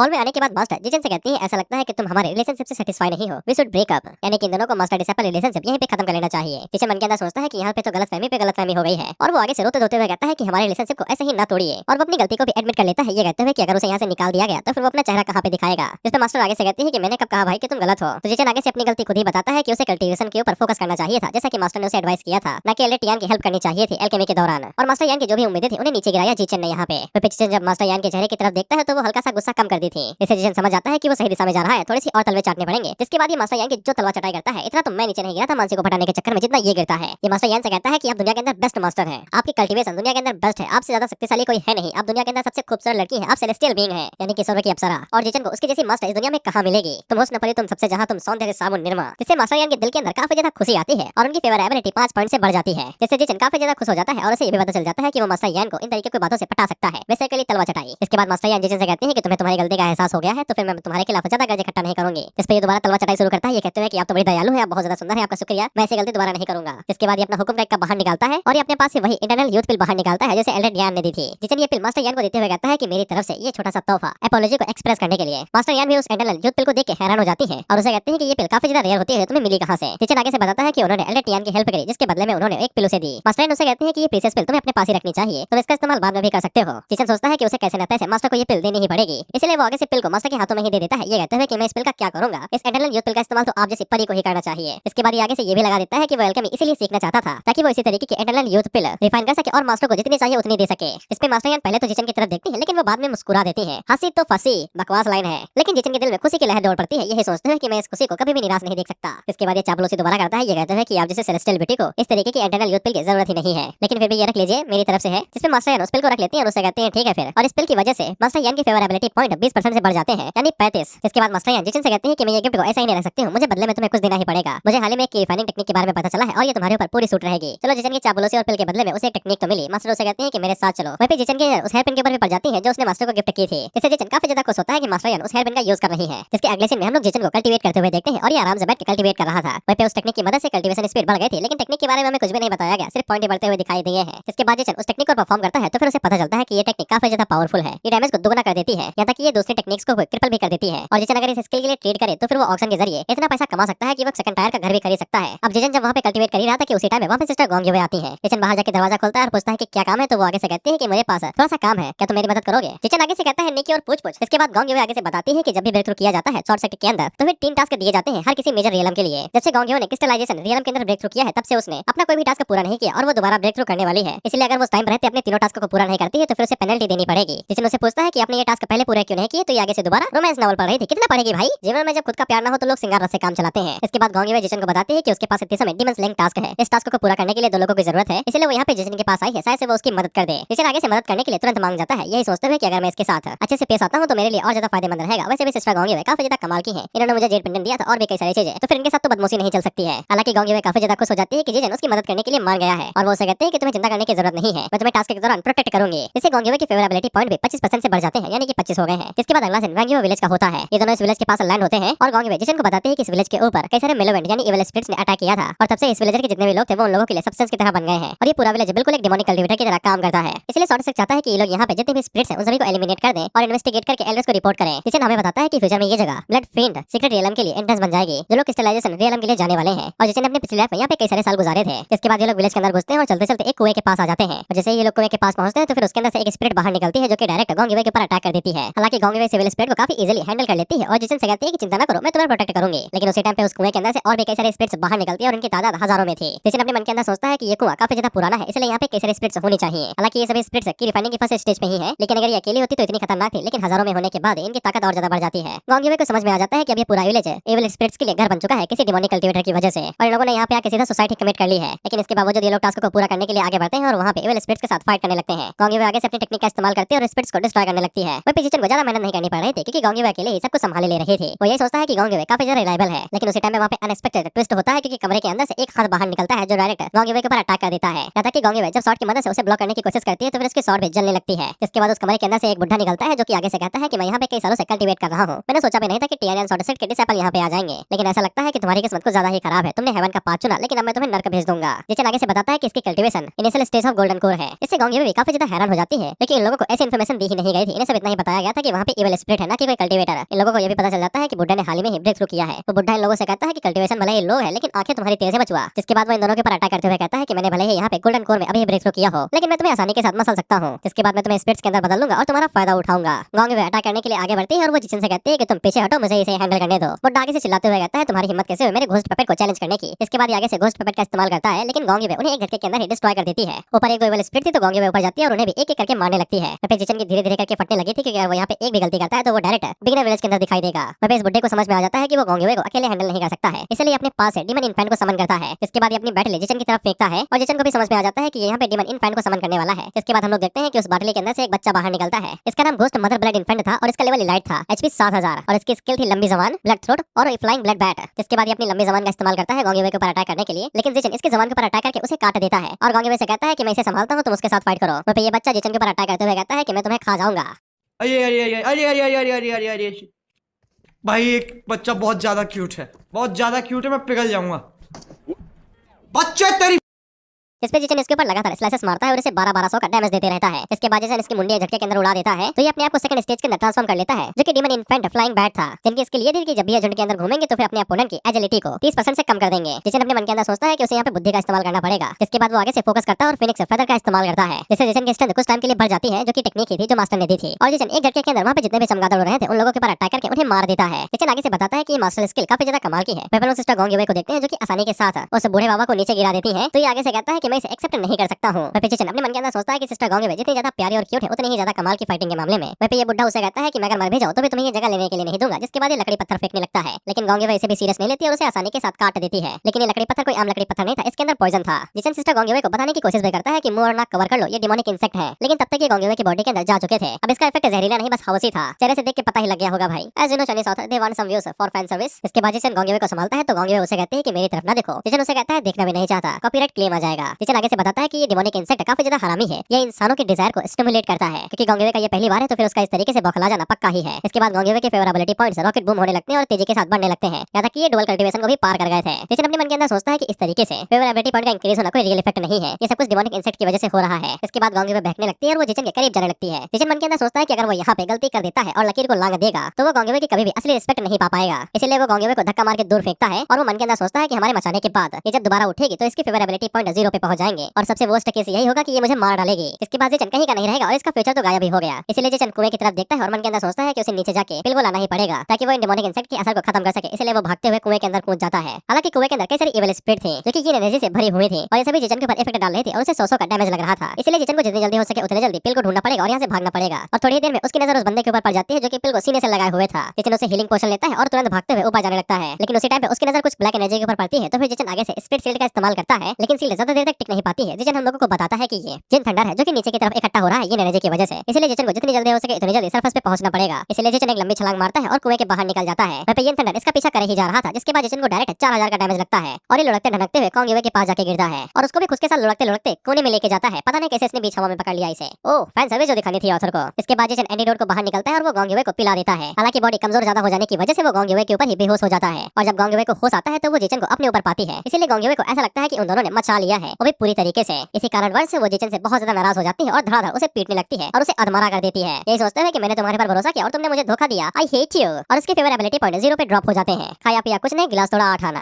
तभी कॉन्ग युवे की नजर एंटीडोट बोतल के ऊपर पड़ती है और उसे सब कुछ समझ में आ जाता है कि उन दोनों के बीच में कुछ भी नहीं हुआ था और जिचन ने उसे लात मार के दूर फेंक दिया था। जिसके बाद वो कुएं के अंदर चला गया था खुद की जान दांव पे लगा के, ताकि वो एंटीडोट को बाहर ला सके। इसके बाद इसे गलती का एहसास होता है और ये जिचन को जाके चेक करती है तो फिर इसकी बॉडी के ऊपर काफी ज्यादा जख्म थे ये थंडर की वजह से। इसके बाद इसे रोना आ जाता है क्योंकि जिचन ने इसे इतनी ज्यादा रिस्पेक्ट दी जबकि ये उसे मार पीट रही थी। इसके बाद इसे कंधे पे उठाती है ताकि ये अपने ग्रैंडफादर के पास ले जा सके मदद के लिए। इसके बाद ये दोनों अगली सुबह शॉर्ट सेक्टर पहुंच जाते हैं और सभी लोगों की नजर इन्हीं के ऊपर थी। सब लोग यही सोच रहे थे कि ये इसे लात क्यों ला रही है। इन लोगों के बीच में हम लोग एक जल कुकड़ों को देखते हैं जिसको काफी ज्यादा गुस्सा आ रहा था लिंचन के ऊपर क्योंकि कॉन्ग युवे उसे लात गिला रहे थे। हम लोग कॉन्ग युवे को देखते हैं जो कि भागते हुए अपने ग्रैंडफादर के पास जाती है। जिसके अगले सीन में हम लोग जिचन को देखते हैं और इसे होश आता है और तब इसकी नजर कॉन्ग युवे के ग्रैंडफादर के ऊपर पड़ती है जिनका नाम टियान युआन था, जिनके अंदर से एकदम खतरनाक ऑरा बाहर निकल रहा था। इन्हें जिचन बिल्कुल भी पसंद नहीं है, लेकिन जिचन को ऐसा लगता है कि इसने मेरी जान बचाई है, बल्कि मैं तो ये थंडर से मरने वाला था। इसके बाद ये खड़ा होता है और ग्रैंडफादर को आगे से शुक्रिया कहता है उसकी जान बचाने के लिए। हालांकि ग्रैंडफादर उसे कहते हैं कि कोई जरूरत नहीं है। जिसके बाद वो अपने बारे में बताते हैं और जिचन से कहते हैं कि तुम मुझे सिर्फ युआन बुलाओगे और मैं कॉन्ग युवे का ग्रैंडफादर हूं। जिचन अपने मन के अंदर सोचता है कि गेम के अंदर जिस किसी के सरनेम में भी टियान आता है उनके पास काफी ज्यादा सपोर्ट होता है, इसलिए वो इनकी भी चापलूसी करने लगता है ये कहते हुए कि आप तो मेरी जान बचाई है, मैं तो आपका शुक्रगुजार हूं, मैं आपका गुलाम हूं। हालांकि ग्रैंडफादर उसे कहते हैं कि इतना तेल लगाने की जरूरत नहीं है, ठीक हो गए हो तो यहाँ से निकल जाओ। जिसके बाद वो घूरते हुए जिचन से कहते हैं कि और हाँ, मेरी ग्रैंडडॉटर से दूर रहो। मैं तुम्हें पहले ही बता दूं कि अगर तुमने मेरी ग्रैंडडॉटर के ऊपर उंगली भी उठाई तो फिर मैं तुम्हें छोड़ूंगा नहीं, भले ही तुम ग्रैंड मास्टर की डिसापल ही क्यों ना हो। उसी टाइम वहाँ पे कॉन्ग युवे आती है जो कि अपने ग्रैंडफादर से कहती है कि आपने प्रॉमिस किया था कि आप उल्टा सीधा उसे कुछ भी नहीं कहेंगे। इस पे कॉन्ग युवे के ग्रैंडफादर आगे से कहते हैं कि मैं तो बस मजाक कर रहा था, मैं भला इसके साथ कैसे बदतमीजी से पेश आ सकता हूँ, इसने तो मेरी ग्रैंडडॉटर की जान बचाई है। जिसके बाद कॉन्ग युवे जिचन के बगल में बैठ जाती है और उसे पूछती है कि तुम्हारी चोटें कैसी हैं। जिचन आगे से कुछ कह पाता कि उससे पहले ही ग्रैंडफादर उसे घूरने लगते हैं और उनके अंदर से ऐसा और निकल रहा था कि वो अभी जिचन को कच्चा खा जाएंगे। इसलिए वो कॉन्ग युवे से कहता है कि वो पूरी तरीके से ठीक हो गया है। इस पे कॉन्ग युवे जिचन के साथ बात करने लगती है और उसे कहती है कि तुम तो बेहोश हो गए थे, मैं तो तुम्हें कंधे पे लाद के यहाँ पे लेके आई हूँ। अगर इतनी एनर्जी तुम्हारे इंटरनल ऑर्गन के अंदर चली जाती तो फिर तुम जिंदा न बचते। इसलिए जिचन कॉन्ग युवे से कहता है कि तुम्हारा शुक्रिया मेरी जान बचाने के लिए, और ये आपस में इतना फ्लर्ट कर रहे थे कि पूछो नहीं। कॉन्ग युवे जिचन से कहती है कि तुम्हें इतना फॉर्मल होने की जरूरत नहीं है, हम तो दोस्त जैसे हैं। तो फिर पीछे से ग्रैंडफादर आगे से खासते हुए कहते हैं कि हाँ बस बहुत हुआ। तो जिचन आगे से कहता है कि हाँ बस बहुत हुआ, हमें यहाँ से चलना चाहिए। लेकिन कॉन्ग युवे जिचन से शर्म आते हुए कहती है कि तुम्हारा दोबारा शुक्रिया, अगर तुमने अपनी जान खतरे में न डाली होती एंटीडोट को लाने के लिए तो मैं यहाँ पे ना होती। मैंने पहले तो तुम्हें गलत समझ लिया था, लेकिन अब मैं तुमसे माफी मांगती हूँ, तुम बहुत ज्यादा अच्छे इंसान हो। और जिचन धीरे धीरे खिसक के दूरी बना लेता है क्योंकि उसकी जान खतरे में है और वो मन के अंदर सोचता है कि प्लीज बात करना बंद करो इससे पहले कि तुम्हारा ग्रैंडफादर मेरा दिल चीर दे। लेकिन तभी जिचन नोटिस करता है कि कॉन्ग युवे की जो नजरें हैं कुछ ज्यादा ही सजेस्टिव हो रही हैं और वो मन के अंदर सोचता है कि इसकी फेवरेबिलिटी पॉइंट तो 32 के आसपास है ना, तो फिर इसकी आंखें इतना ज्यादा अफेक्शन क्यों दिखा रही हैं। तो फिर सिस्टम जिचन को बताता है कि उसकी फेवरेबिलिटी पॉइंट 32 से 62 पहुंच चुके हैं जनाब, और अगर ये ऐसे ही डेवलप होता रहा तो इन लोगों का रिलेशनशिप एक ऑकवर्ड टर्न ले सकता है। तो फिर पीछे से ग्रैंडफादर बहुत जोरों से खांसने लगते हैं। तो जिचन आगे से कहता है कि तुम्हारे ग्रैंडफादर को बीमारी है, मैं जाता हूँ हर्ब लेके आता हूँ। इस पे कॉन्ग युवे जिचन से कहते हैं कि तुम्हें जिंदा करने की जरूरत नहीं है, उनके पैर पहले से ही कब्र में है, थोड़ा सा आराम करेंगे तो ठीक हो जाएंगे। लेकिन ग्रैंडफादर उन दोनों से कहते हैं कि बस बहुत हुआ, तुम लोग मेरे साथ चलो। और वो जिचन से कहते हैं कि तुम उठ चुके हो तो फिर मैं तुम्हें एक स्पिरिट बीस्ट रिवॉर्ड के तौर पे देता हूँ और उसे लेने के बाद तुरंत यहाँ से दफा हो जाना और कभी दिखाई मत देना। जिसके बाद हम लोगों को कॉन्ग युवे के ग्रैंडफादर के स्पिरिट बीस्ट गार्डन के अंदर देखते हैं। वहीं पे जिचन ने सोचा भी नहीं था कि यहाँ पे एल्डर टियान युआन के पास इतना ज्यादा कलेक्शन होगा जहाँ पे इधर से भी बीस्ट स्पिरिट बीस्ट होंगे। वहीं पे एल्डर युआन जिचन से पूछते हैं कि तुम्हें मेरा ये स्पिरिट बीस्ट गार्डन कैसा लगा। ये बीस्ट टीमिंग सेट से बुरा भी नहीं है। जिचन आगे से कहता है कि ये काफी ज्यादा इंप्रेसिव है। तो एल्डर युआन उसके ऊपर चिल्लाते हुए कहते हैं कि बस इंप्रेसिव, क्या तुमने कभी बीस्ट टीमिंग गार्डन देखा भी है। वहीं पे जिचन अपने मन के अंदर सोचता है कि ये बुढ़ा इतना ज्यादा लड़ाकू क्यों है, शायद से मैं इसे थोड़ा सा उकसा के अच्छा ट्रेजर पा सकता हूँ यहाँ पे। एल्डर टियान जिचन से कहते हैं कि यहाँ पे कई सारे वैरायटी ऑफ स्पिरिट बीस्ट है, फिर ऑर्डिनरी स्पिरिट बीस्ट गार्डन इसके साथ कंपेयर ही नहीं किया जा सकता है। बीस्ट टीमिंग सेट के पास कई सारी क्वांटिटी है, लेकिन वहीं पे एल्डर युआन के गार्डन के पास क्वालिटी है। इसलिए वो जिचन से कहता है कि तुम हमें कंपेयर करने के बारे में सोचना भी नहीं। लेकिन जिचन आगे से कहता है कि अगर ऐसी बात है तो फिर आपके गार्डन के अंदर यहाँ पे एक भी कोई सिंगल बीस्ट नहीं है जिसकी फाउंडेशन एस्टैब्लिशमेंट रियलम पे हो। इस पे एल्डर युआन उसके ऊपर चिल्लाते हुए कहते हैं कि मेरी बेइज्जती करना बंद करो, यहाँ का आउटर एरिया पूरी तरीके से की रिफाइनिंग रियलम बीस्ट की तरह पड़ा हुआ है जो तुमसे कहीं ज्यादा शक्तिशाली है। जिसके बाद वो जिचन को कॉलर से पकड़ते हैं, तो मेरे साथ चलो, मैं तुम्हें कुछ कमाल का दिखाता हूँ। इस पे जिचन अपने मन के अंदर सोचता है कि यही तो चाहिए था, थोड़ा सा उंगली करने के बाद अब ये मुझे दिखाएंगे कि इनके पास क्या कमाल का माल पड़ा है। इसके बाद एल्डर युआन टियान को एक ऐसे एरिया के अंदर लेके आते हैं जहाँ पे कई सारे रिफाइनिंग बीस्ट थे, फाउंडेशन एस्टैब्लिशमेंट बीस्ट थे, यहाँ तक कि फाउंडेशन कोर और गोल्डन कोर भी थे और उससे भी आगे के थे जैसे स्पिरिचुअल मैनिफेस्टेशन। और एल्डर युआन जिचन से कहते हैं कि मैं तुम्हें इससे हायर नहीं दिखा सकता हूँ, इनमें से हर एक बीस्ट तुम्हें यहीं पे कुचल सकता है। जिचन आगे से कहता है कि यहाँ पे स्पिरिट ट्रांसफॉर्मेशन रियलम के भी बीस्ट होंगे क्या, लेकिन कॉन्ग युवे उसे बताती है कि नहीं, इस गार्डन के अंदर सिर्फ स्पिरिचुअल मैनिफेस्टेशन लेवल के ही है और ग्रैंडफादर उसे आगे इसलिए नहीं लेके जा रहे हैं क्योंकि उन्हें ऐसा लगता है कि तुम उनके पर हंसोगे। इस पे एल्डर टियान काफी ज्यादा शर्म करते हैं। इसके बाद वो जिचन से कहते हैं कि मेरा टाइम न वेस्ट करो, जल्दी से इनमें से कोई एक बीस्ट चुनो और यहाँ से दफा हो जाओ। लेकिन कॉन्ग युवे अपने ग्रैंडफादर से कहती है कि हमेशा से ही इतने ही कंजूस थे, जिचन जैसा इंसान आसानी के साथ मिड फाउंडेशन एस्टैब्लिशमेंट के गोस्ट मदर ब्लड फिंड को मार सकता है, उन्हें कम से कम जिचन को यहाँ पे फाउंडेशन एस्टैब्लिशमेंट स्पिरिट बीस्ट देना चाहिए। इस पे ग्रैंडफादर उसके ऊपर चिल्लाते हुए कहते हैं कि तुम मेरी साइड पे हो या उसकी साइड पे, घर वालों को सपोर्ट करो ना कि बाहर वालों के। लेकिन कॉन्ग युवे जिचन से चिपकते हुए कहती है कि वो कोई बाहर वाला नहीं है। जिससे जिचन के मन के अंदर लड्डू फूटने लगते हैं और वो मन के अंदर सोचता है कि मुझे पहले पता ही नहीं था कि इस गेम के अंदर इतनी सभी चीजें हैं, मैं और ज्यादा एंजॉय करता। इसके बाद कॉन्ग युवे एक आयरन बैक वुल्फ की तरफ इशारा करते हुए कहती है कि ये फाउंडेशन एस्टैब्लिशमेंट का एक रियलम बीस्ट है, ये पेट के साथ में माउंट भी बन सकता है। है। इसके बाद वो एक और बीस्ट की तरफ इशारा करते हुए कहती है कि ये मून स्प्रिट मंकी है, ये भी फाउंडेशन एस्टेब्लिशमेंट रेंज में ही है, तुम इसका इस्तेमाल अटैक के लिए कर सकते हो। लेकिन उसी टाइम में वहाँ पे लुढ़कते हुए एक पैंडा आता है। जिशन पूछता है कि ये कौन है, तो गोंगी उसे बताती है कि ये आयरन ईटिंग बीस्ट है। और जिशन हम लोगों को बताता है कि एशियन लेजेंड के हिसाब से आयरन ईटिंग बीस्ट चीजों का माउंटेन हुआ करता था 8 वेस्टलैंड के अंदर, और ये बहुत ही ज्यादा रेयर होता है। मतलब ये तुम इसे नॉर्मल तरीके से पालो, लेकिन फिर भी ये बड़ा होने के बाद रासन सोल लेवल पे भी जा सकता है, जो कि बहुत ही ज्यादा पावरफुल कॉम्बैक्ट पावर होल्ड करता है। इसलिए जिशन उस पांडा को उठा लेता है और कहता है कि मैं इसे लूंगा। लेकिन एल्डर युवान जिशन से उसे छीन लेते हैं और उसे कहते हैं कि यहीं पे एक है, और क्योंकि ये सिर्फ एक है तो फिर मैं ये तुम्हें नहीं देने वाला, मेरे पास और ज्यादा आयरन ईटिंग बीस्ट नहीं है। एक बार जब ये अपने एडल्टहुड पे पहुंच जाते हैं तो ये कम से कम नासेंट सोल लेवल पे होते हैं, और ये अभी तक पूरी तरीके से बड़ा भी नहीं हुआ है, तो फिर मैं ये तुम्हें नहीं देने वाला इतना पावरफुल बीस्ट। लेकिन गोंगी अपने ग्रैंडफादर से उस बीस्ट को छीन लेती है और उनसे कहती है कि ये स्पिरिट बीस्ट इसका पोटेंशियल जिशन के पोटेंशियल के साथ एकदम मेल खाता है। इसके बाद वो जिशन को वो पांडा दे देती है और उसे कहती है कि जल्दी से इसके ऊपर थोड़ा सा खून डालो और ये तुम्हें अपना मास्टर मान लेगा। इस पे एल्डर युवान जिशन की तरफ आगे बढ़ते हुए कहते हैं कि ऐसा करना भी नहीं, वो मेरा बीस्ट है। लेकिन गोंगी उन दोनों के बीच में आ जाती है और वो एल्डर युवान से कहती है कि आपने मुझे हमेशा सिखाया है कि ट्रस्टवर्दी रहो, मैंने जिशन को पहले ही वो बीस्ट दे दिया है, इसलिए आप उसे वापस नहीं ले सकते हैं। इसके बाद वो पीछे मुड़ के गोंगी से कहती है कि जल्दी से खून डालो और अपना इसे बना लो। जिशन जल्दी से अपना अंगूठा काटता है और उस पांडा के सर के ऊपर अपना खून लगा देता है ताकि वो पांडा के साथ इमोशनली और मेंटली कम्युनिकेट कर सके। और गोंगी एल्डर युवान से कहती है कि उसने पहले ही वहां पे ब्लड रिकॉग्निशन कर दिया है, अब आप उसको वापस भी नहीं ले सकते हैं। जिस पे एल्डर युवान आगे से कहता है कि तुम सच में मेरी ही पोती हो। वहीं पे हम लोग जिशन को देखते हैं जो कि उस पांडा के मन के अंदर चला जाता है आखिरी बात करने के लिए, ताकि ये लोग अपने रिलेशन को अच्छे से फिक्स कर सकें। वहीं पे वो पांडा जिशन से कहता है कि तुम बस एक की फाइंडिंग के कल्टीवेटर हो, तुम्हें क्या लगता है कि मैं तुम्हें अपना मास्टर इतनी आसानी के साथ मान लूंगा। और वो जिशन से कहता है तशरीफ उठाओ और यहाँ से दफा हो जाओ। लेकिन जिशन उसे कहता है कि अगर तुम मेरे साथी बनते हो तो फिर मैं तुम्हें दुनिया का एकदम फिनिश्ड एंड डिलीशियस स्पेशल हार बना के दूंगा, और साथ ही में कमाल का खाना भी। दरअसल जिशन ने अपनी पास्ट लाइफ में सीख लिया था कि आयरन ईटिंग बीस्ट बहुत ही ज्यादा मरभुक्के होते हैं और ये खाने को बिल्कुल भी रजिस्टर नहीं कर पाते हैं। वहीं वो पांडा जिशन से कहता है कि बस इतना ही, मैं यहाँ पे पहले से ही होल रहा हूँ और ज्यादा होने की क्या जरूरत है। वैसे ये इतने समय बांस नहीं चाकू खा रहा है, वो भी लोहे की। लेकिन जिशन उसे लालच देते हुए कहता है कि तुम्हें पता है यहाँ पे क्रिस्टल सीक्रेट रियलम के अंदर बैम्बू फॉरेस्ट है जो कि पर्पल एरो बैम्बू होते हैं और वो बहुत ज्यादा मीठे और डिलीशियस होते हैं, क्या तुम्हें ट्राई नहीं करना है। जैसे पांडा के दिल अब यहाँ पे डगमगाने लगता है। जिशन आगे से कहता है कि यहाँ पे इमोर्टल आइलैंड भी है जहाँ पे एक परफेक्ट फूड होता है जिसको परफाउंड फ्रूट कहते हैं, और एक बार खाने से वो तुम्हारी लाइफ स्पैन को 1 साल या फिर 100 साल तक भी बढ़ा सकता है। इसके बाद जिशन आगे भी कहने वाला था, लेकिन पांडा का सब्र रहता नहीं है और वो भागते हुए जिशन के पास आता है और उसे कहता है कि मैं तुम्हारे साथ चलूंगा, लेकिन तुम्हें मुझे बहुत कुछ खिलाना पड़ेगा जो तुमने बताया है। जिशन आगे से कहता है बिल्कुल, मैं अपने वादों से कभी भी पीछे नहीं हटता हूँ। जिसके बाद ये लोग यहाँ पे कॉन्ट्रैक्ट को सेट कर लेते हैं और जिशन सक्सेसफुली आयरन ईटिंग बीस्ट को यहाँ पे टेम कर लेता है। हमें इसके बारे में बताया जाता है तो ये अभी भी सिर्फ बच्चा ही है। इसके कल्टीवेशन परफाउंड एस्टेब्लिशमेंट है, HP 8000 है, अटैक 90, डिफेंस 85, स्पीड 65 और स्किल्स है रेजिंग बाइट, फ्यूरियस थंडर और थंडर स्ट्राइक। जिशन उस पांडा से कहता है कि तुम्हें चिंता करने की जरूरत नहीं है, तुम फ्यूचर में और भी कमाल कमाल के खाना खाओगे। और वो मन के अंदर सोचता है कि मैंने काफी अच्छा बीस्ट यहाँ पे टेम कर लिया है। उसी टाइम पे वहाँ पे नोटिफिकेशन आता है जो कि बता रहा था कि ये गेम अपडेट के लिए जा रहा है और 24 घंटे के बाद दोबारा ओपन होगा। जिशन को इस अपडेट के बारे में पहले ही पता था कि ये काफी ज्यादा मेजर अपडेट है गेम के लिए, जो गेम खुलने के 1 महीने के बाद हुआ था। और इसी टाइम पे ही गेम रियलिटी के साथ मिलने के लिए अपना शेड्यूल फिक्स कर चुका था। इसके बाद जिशन गोंगी से कहता है कि वो काफी ज्यादा खुश है कि गोंगी ने उसे इतना अच्छा गिफ्ट दिया है, और वो गोंगी को बताता है कि वो कल्टीवेट करने के लिए जा रहा है और वो उसे कुछ दिनों के बाद आके मिलेगा। दरअसल जिशन यहाँ से भागते हुए सीधा फॉर्मेशन के पास ही जाएगा और वहीं पे बैठेगा ताकि तब तक वो कल्टीवेट करता रहे और रियल वर्ल्ड के अंदर वो थोड़ा सा घूम फिर ले। गोंगी जिशन से कहती है कि तुम जा सकते हो और अपना ख्याल रखना, और ये जिशन का हाथ पकड़े हुए थी। प्यार का चक्कर है भाई। इसके बाद जिशन रियल वर्ल्ड के अंदर आ जाता है और हम लोग देखते हैं कि जिशन के पास मैसेज आता है उसकी बड़ी बहन की तरफ से, कजन है, रियल सिस्टर नहीं है। इसका नाम कीजुए था और वो जिशन को बताती है कि उसका बर्थडे है, तो वो अपने कलीग के साथ पार्टी में जा रहे हैं उन्हें ट्रीट देने के लिए, और वो जिशन को भी इनवाइट करती है। और इसी के साथ ये एपिसोड यहीं पे खत्म होता है।